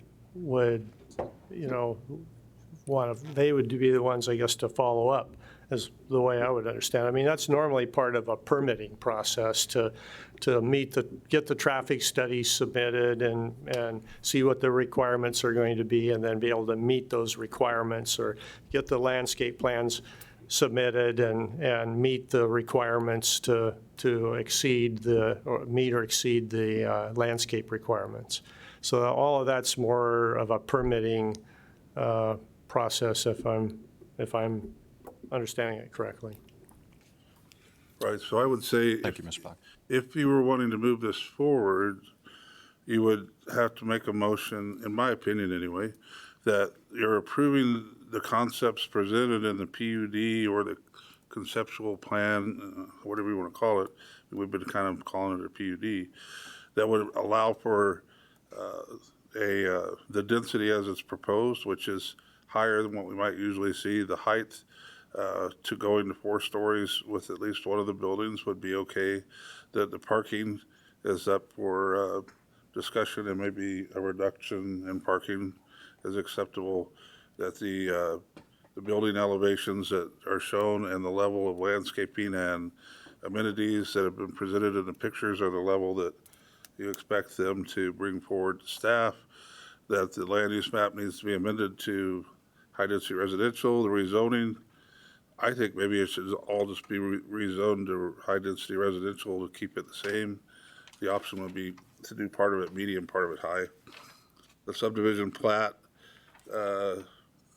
would need to be approved with the Minot Park agreement, the developers agreement, and the engineering conditions kind of attached to that for the traffic study and paying the fees and doing the stormwater, all those things that were listed under engineering. And then that would kind of be a catch-all that covers everything, I think. How does that sound?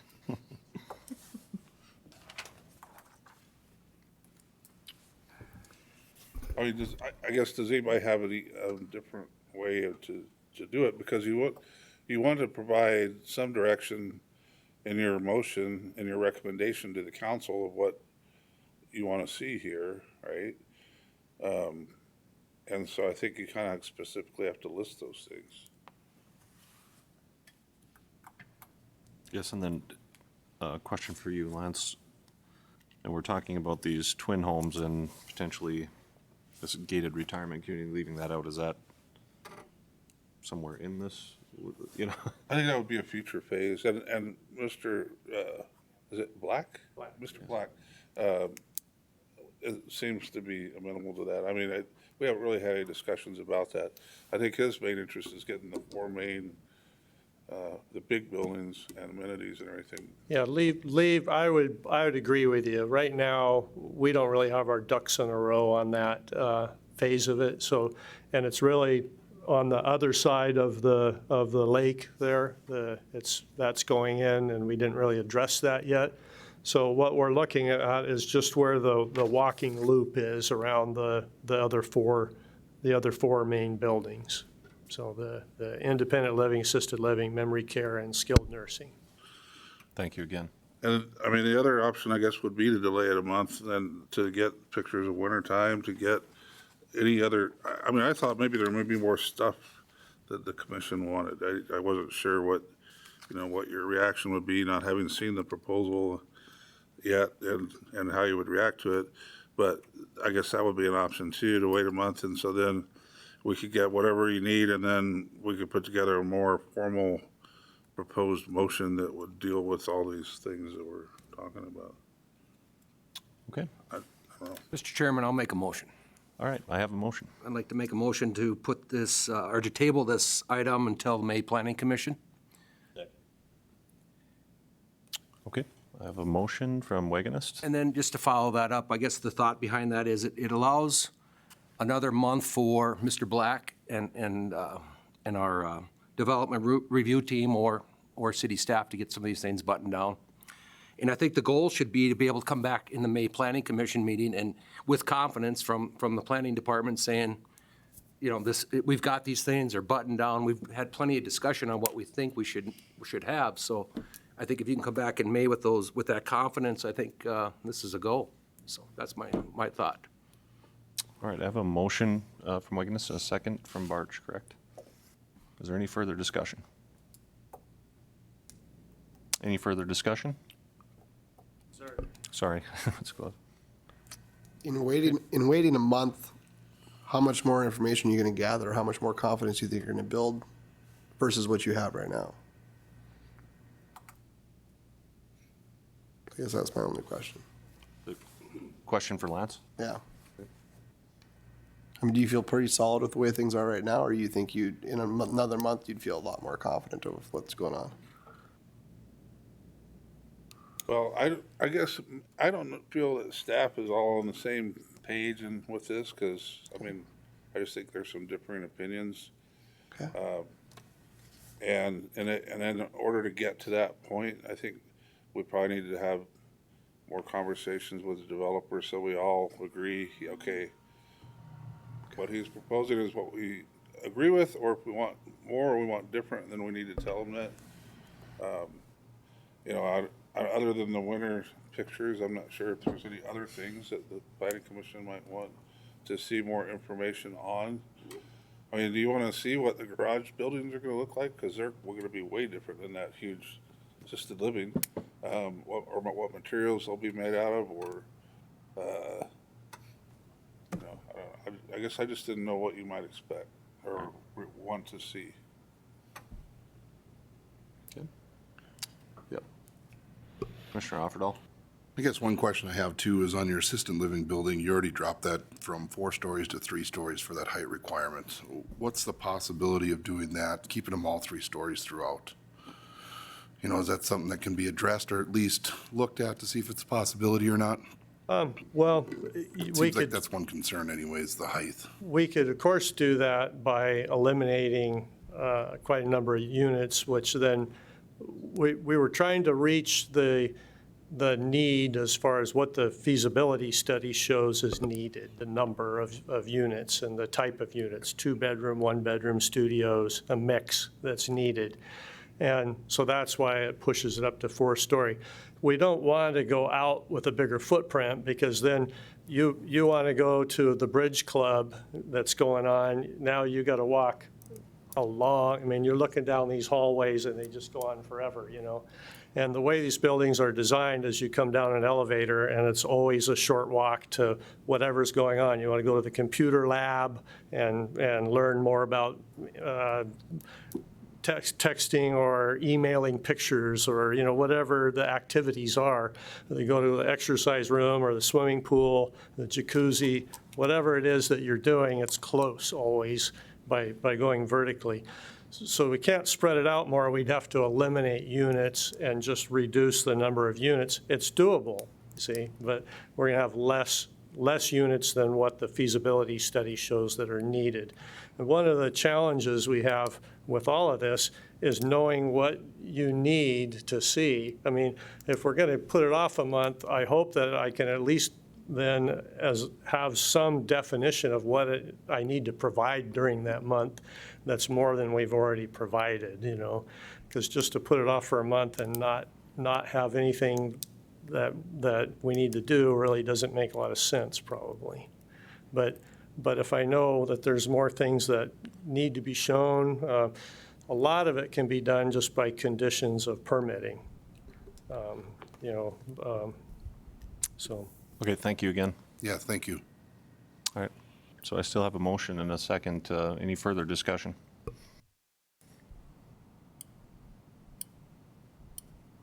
Any further discussion?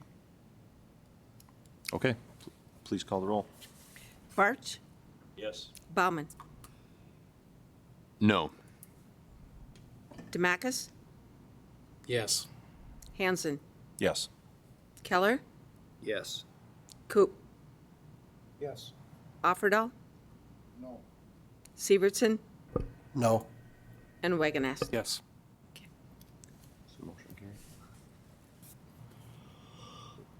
Okay, the motion to hold carries to next month. And where are we at here? Next We'll be in agenda. touch. Yeah, Thank you. Thank you. Does that mean that the commission meeting that's next week will not happen, right? It'll be stalled, put off, right? Right. Okay. Yep. Thank you. Brings us to our next agenda item. And this is zoning amendments, and this is a notice given that on April 29th, the Minot Planning Commission will hold a public hearing to adopt changes to Chapter 2 definitions and Chapter 24 landscaping of the Minot zoning ordinance, amending Section 24-3 general requirements to allow artificial turf to be used in the city of Minot and its jurisdiction with specific restrictions, and also to adopt changes to Chapter 22, which covers signage regulations, specifically Section 22-9, signage permitted within C3 district to amend allowable location and size of wall signs on certain eligible properties in the central business district. If I could get city staff's report, please. Thank you, Mr. Chairman. So in the handouts I gave you, there's one that deals with the artificial turf. At the beginning, it says in red, Section 2.1 of Chapter 2 and Section 24.3F of Chapter 24. So what happened was in the staff report, the clean version of this document was right. This markup version was not the right one. It didn't match. So I printed out this one, that's the right one, and then the clean version that's in the report is the right one. Basically, staff's been working on this for several months. In February, the council instructed staff to take a look at the possibility of allowing artificial turf in the community. The current zoning ordinance prohibits it.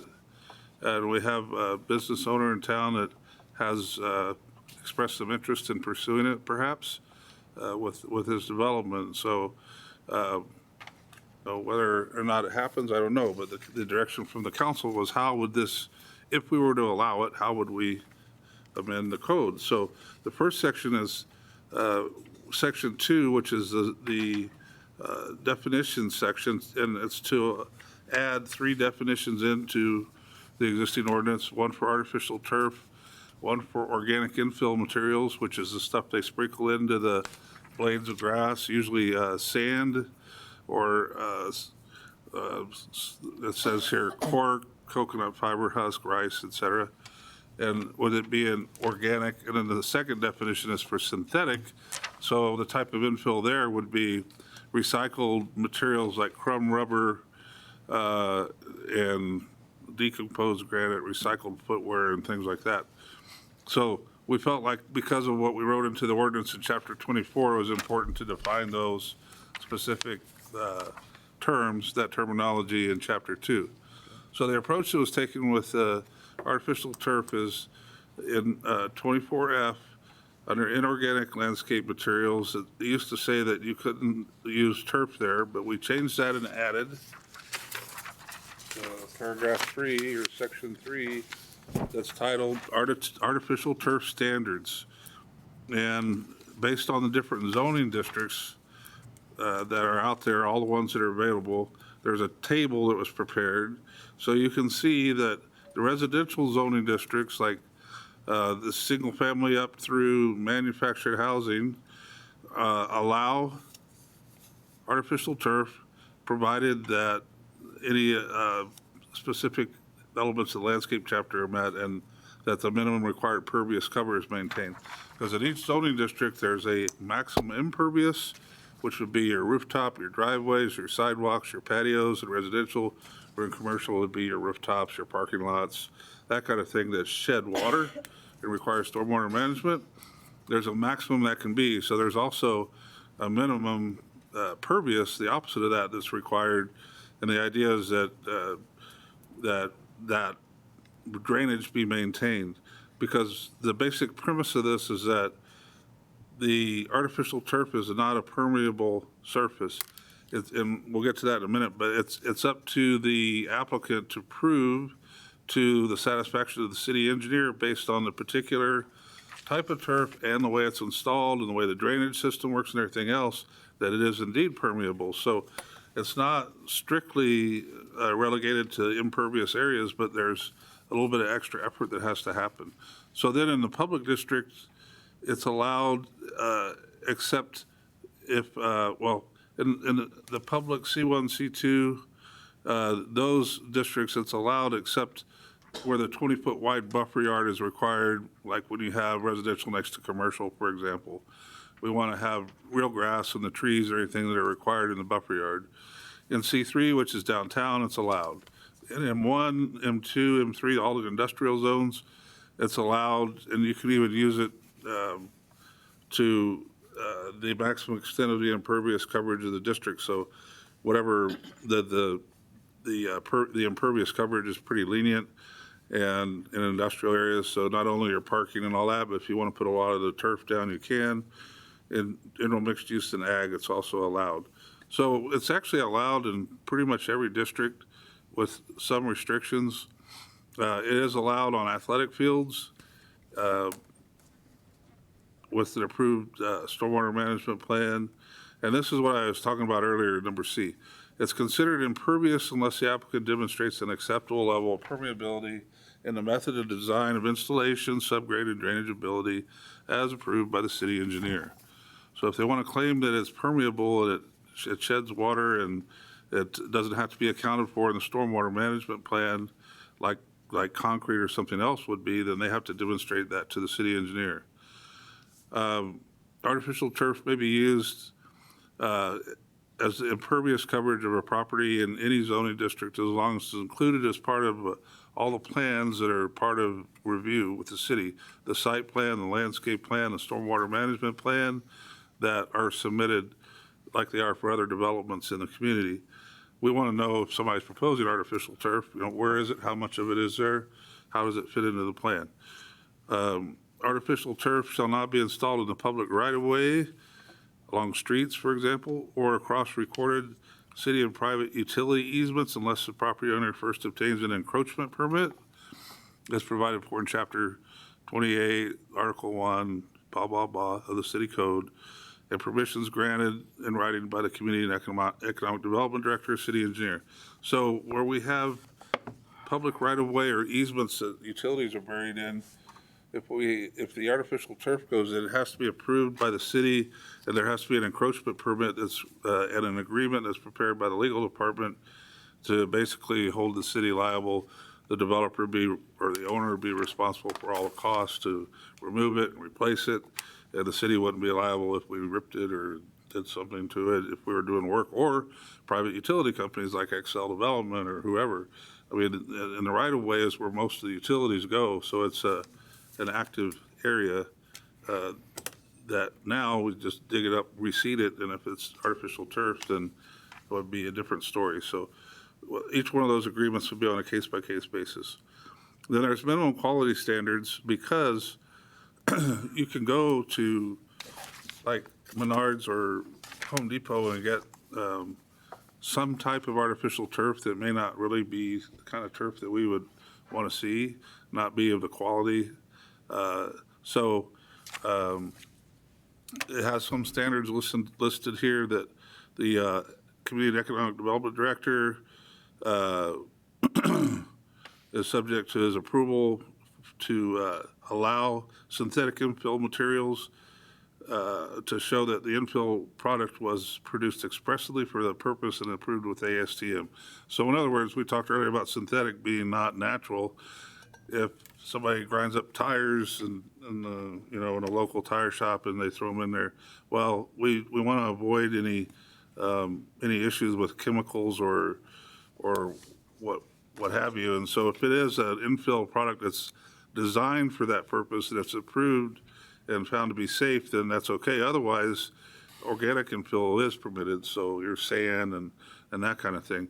Artificial turf has to have a natural turf-like appearance and be a blend of at least 3 colors of green, has to have a blade length of 1.5 inches, has to be a pile weight of 60 ounces or greater, because the product comes in different weights, if you will, which equate to different levels of quality. And so again, the cheaper weights wouldn't be allowed. The pile weight is one of the weights. There's pile weight, there's backing weight, and there's total weight. But the pile weight has to do with the grass fibers, the piling itself. And talking with the industry experts, meeting with them, this number of 60 was determined to be a minimum standard. And then this all went through the Zoning Ordinance Steering Committee, right? So one of the things that came up is, well, what if somebody wants to do a dog run and they don't want 1.5 inches? Or what if somebody wants to do a putting green in their backyard and they want it to be really short?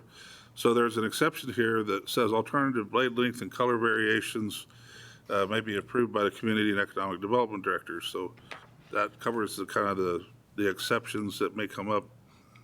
Especially, I think that'd be more in a residential situation. And then installation standards, the turf has to be marked on all the plans, and except for single-family lots, because single-family lots aren't required on a lot-by-lot basis to demonstrate stormwater performance, but other properties are, like commercial. So except for single-family lots, the property owners have to conduct a stormwater system analysis as required with any other development to show how the artificial turf performs. That would be reviewed by the engineering department the same way it is with any other project, and all that set forth in Chapter 28.1, Stormwater Management of the Code. The property owner must comply with any required and approved stormwater management plans or permits when installing and maintaining turf on their property. And then there's some information that talks about subgrade areas beneath trees, because You can't run the stuff right up to the trunk of the tree. You have to leave area.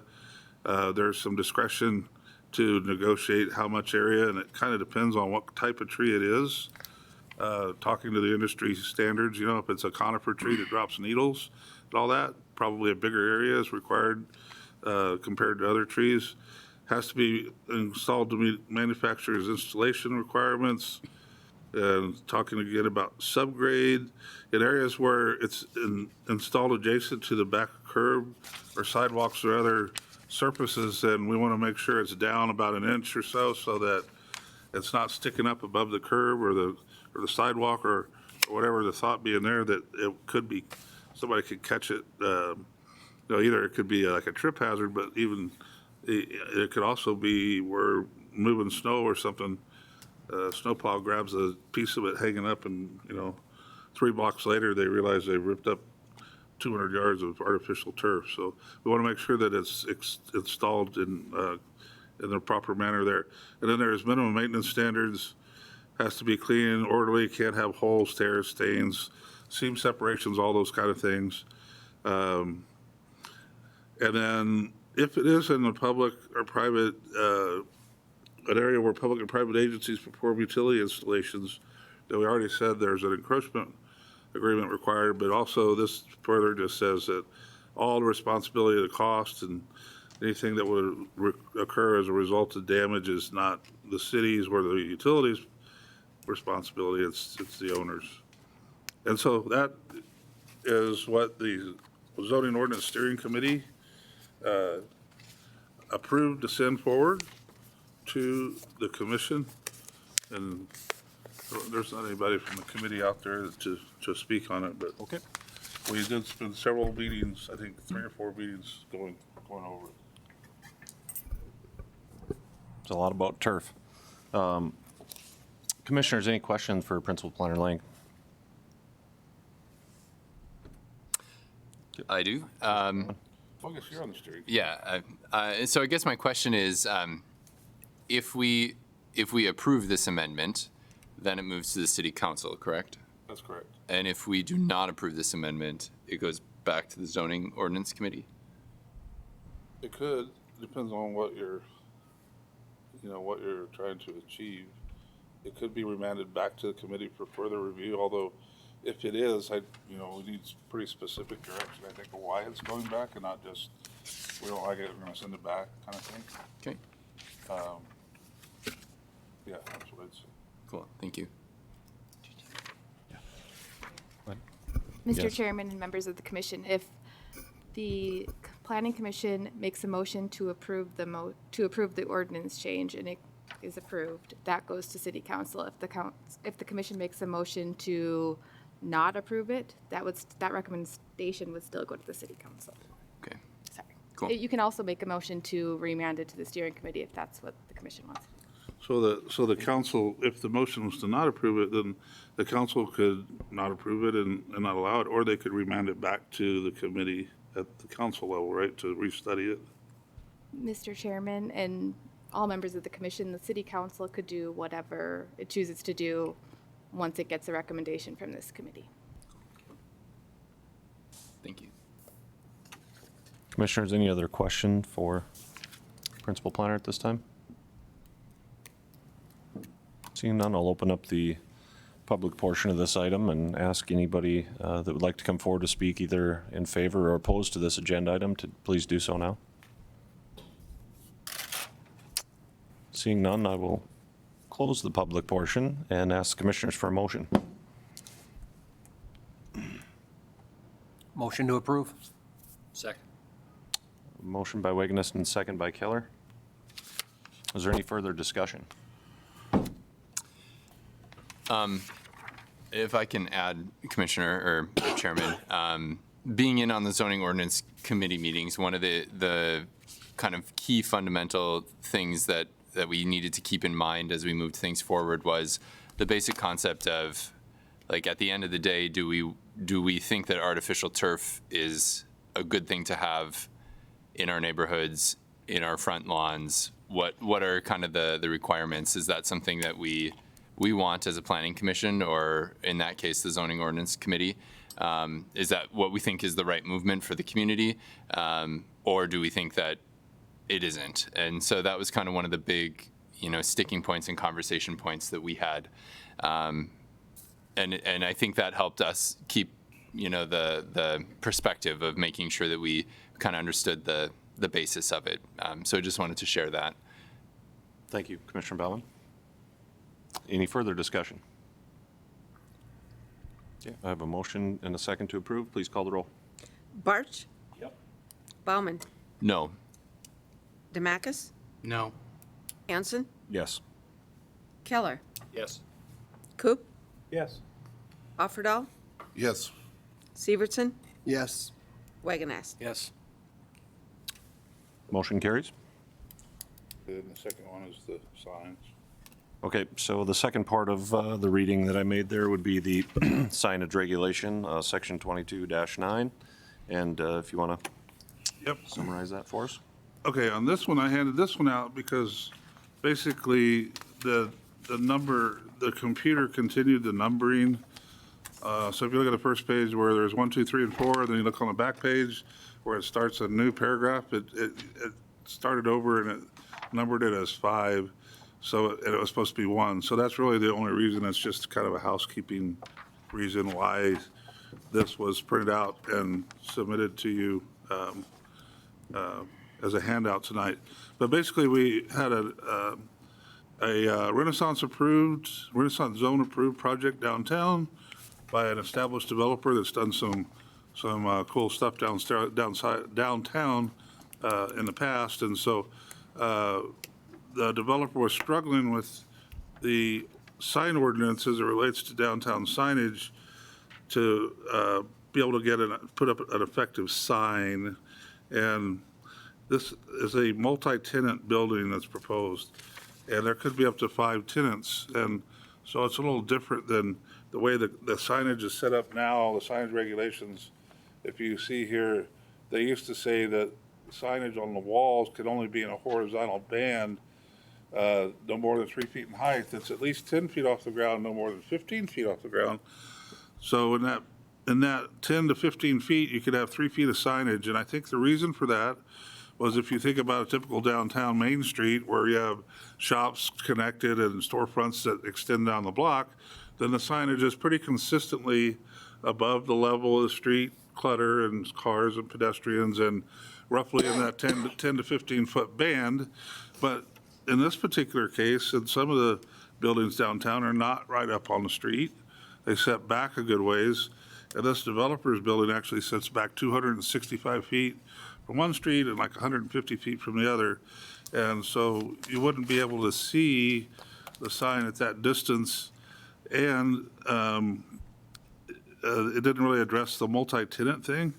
So what's proposed here is that signs on street-facing facades have to meet the standards I just read, except when the building is set back from the street curb a distance of 50 feet or more. Then the wall signage can be located differently than described above. And if you skip down to the allowable area of wall signage,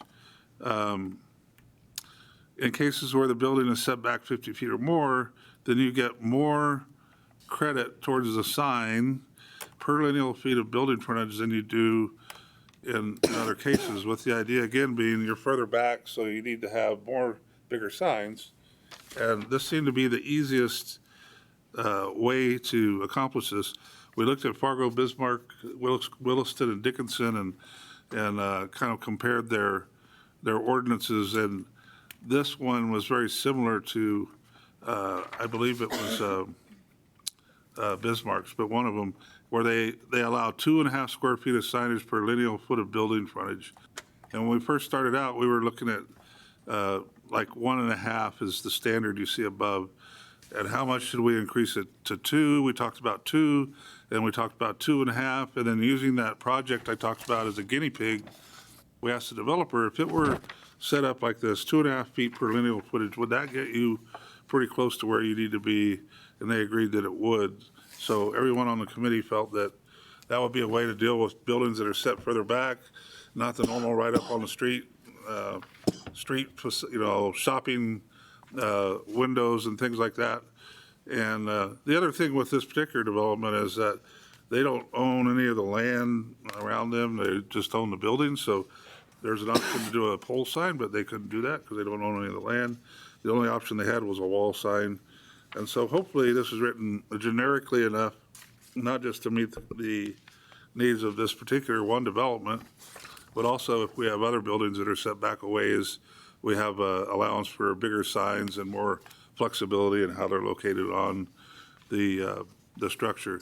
And then the last thing you'll see on the back page, there was a whole paragraph that was moved because it was under C, projecting or flag signs, and it takes off talking about allowable area of wall signs.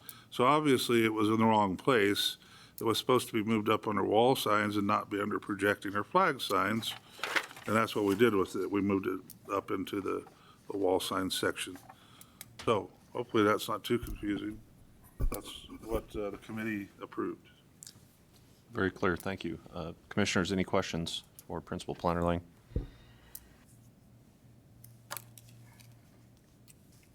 Okay, at this time, we'll open it up to the public.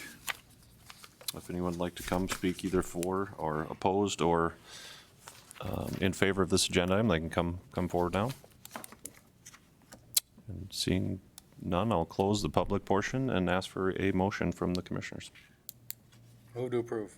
Second. Motion by Demakis, second by Coop. Any further discussion? Any further discussion? Please call the roll. Offerdahl, Yes. Severson, Yes. Wagonest, Yes. Barch, Yes. Bauman, Yes. Demakus, Yes. Hanson, Yes. Keller, Yes. Coop. Yes.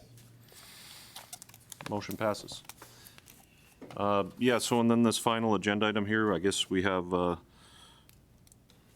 nothing legally official, but a discussion about the meeting times for the Planning Commission. I believe I was on the commission last time. We moved it from 6 to 6:30 to appease some that were closing shops or not being able to get here in enough time.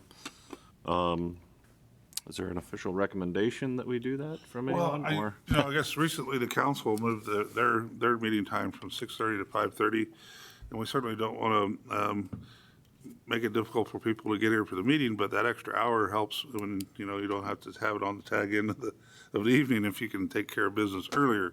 So I don't know whether it's amenable to the commission or not. Since the council looked at it and decided to do it, I thought we'd at least raise the question here to see what the commission thinks about that.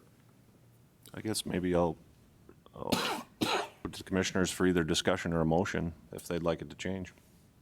Mr. Chairman, Yes.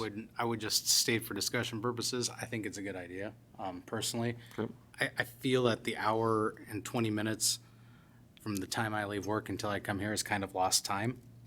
Just as soon come here and get this show on the road from my chair. I think 5:30 is a good time to start. Okay.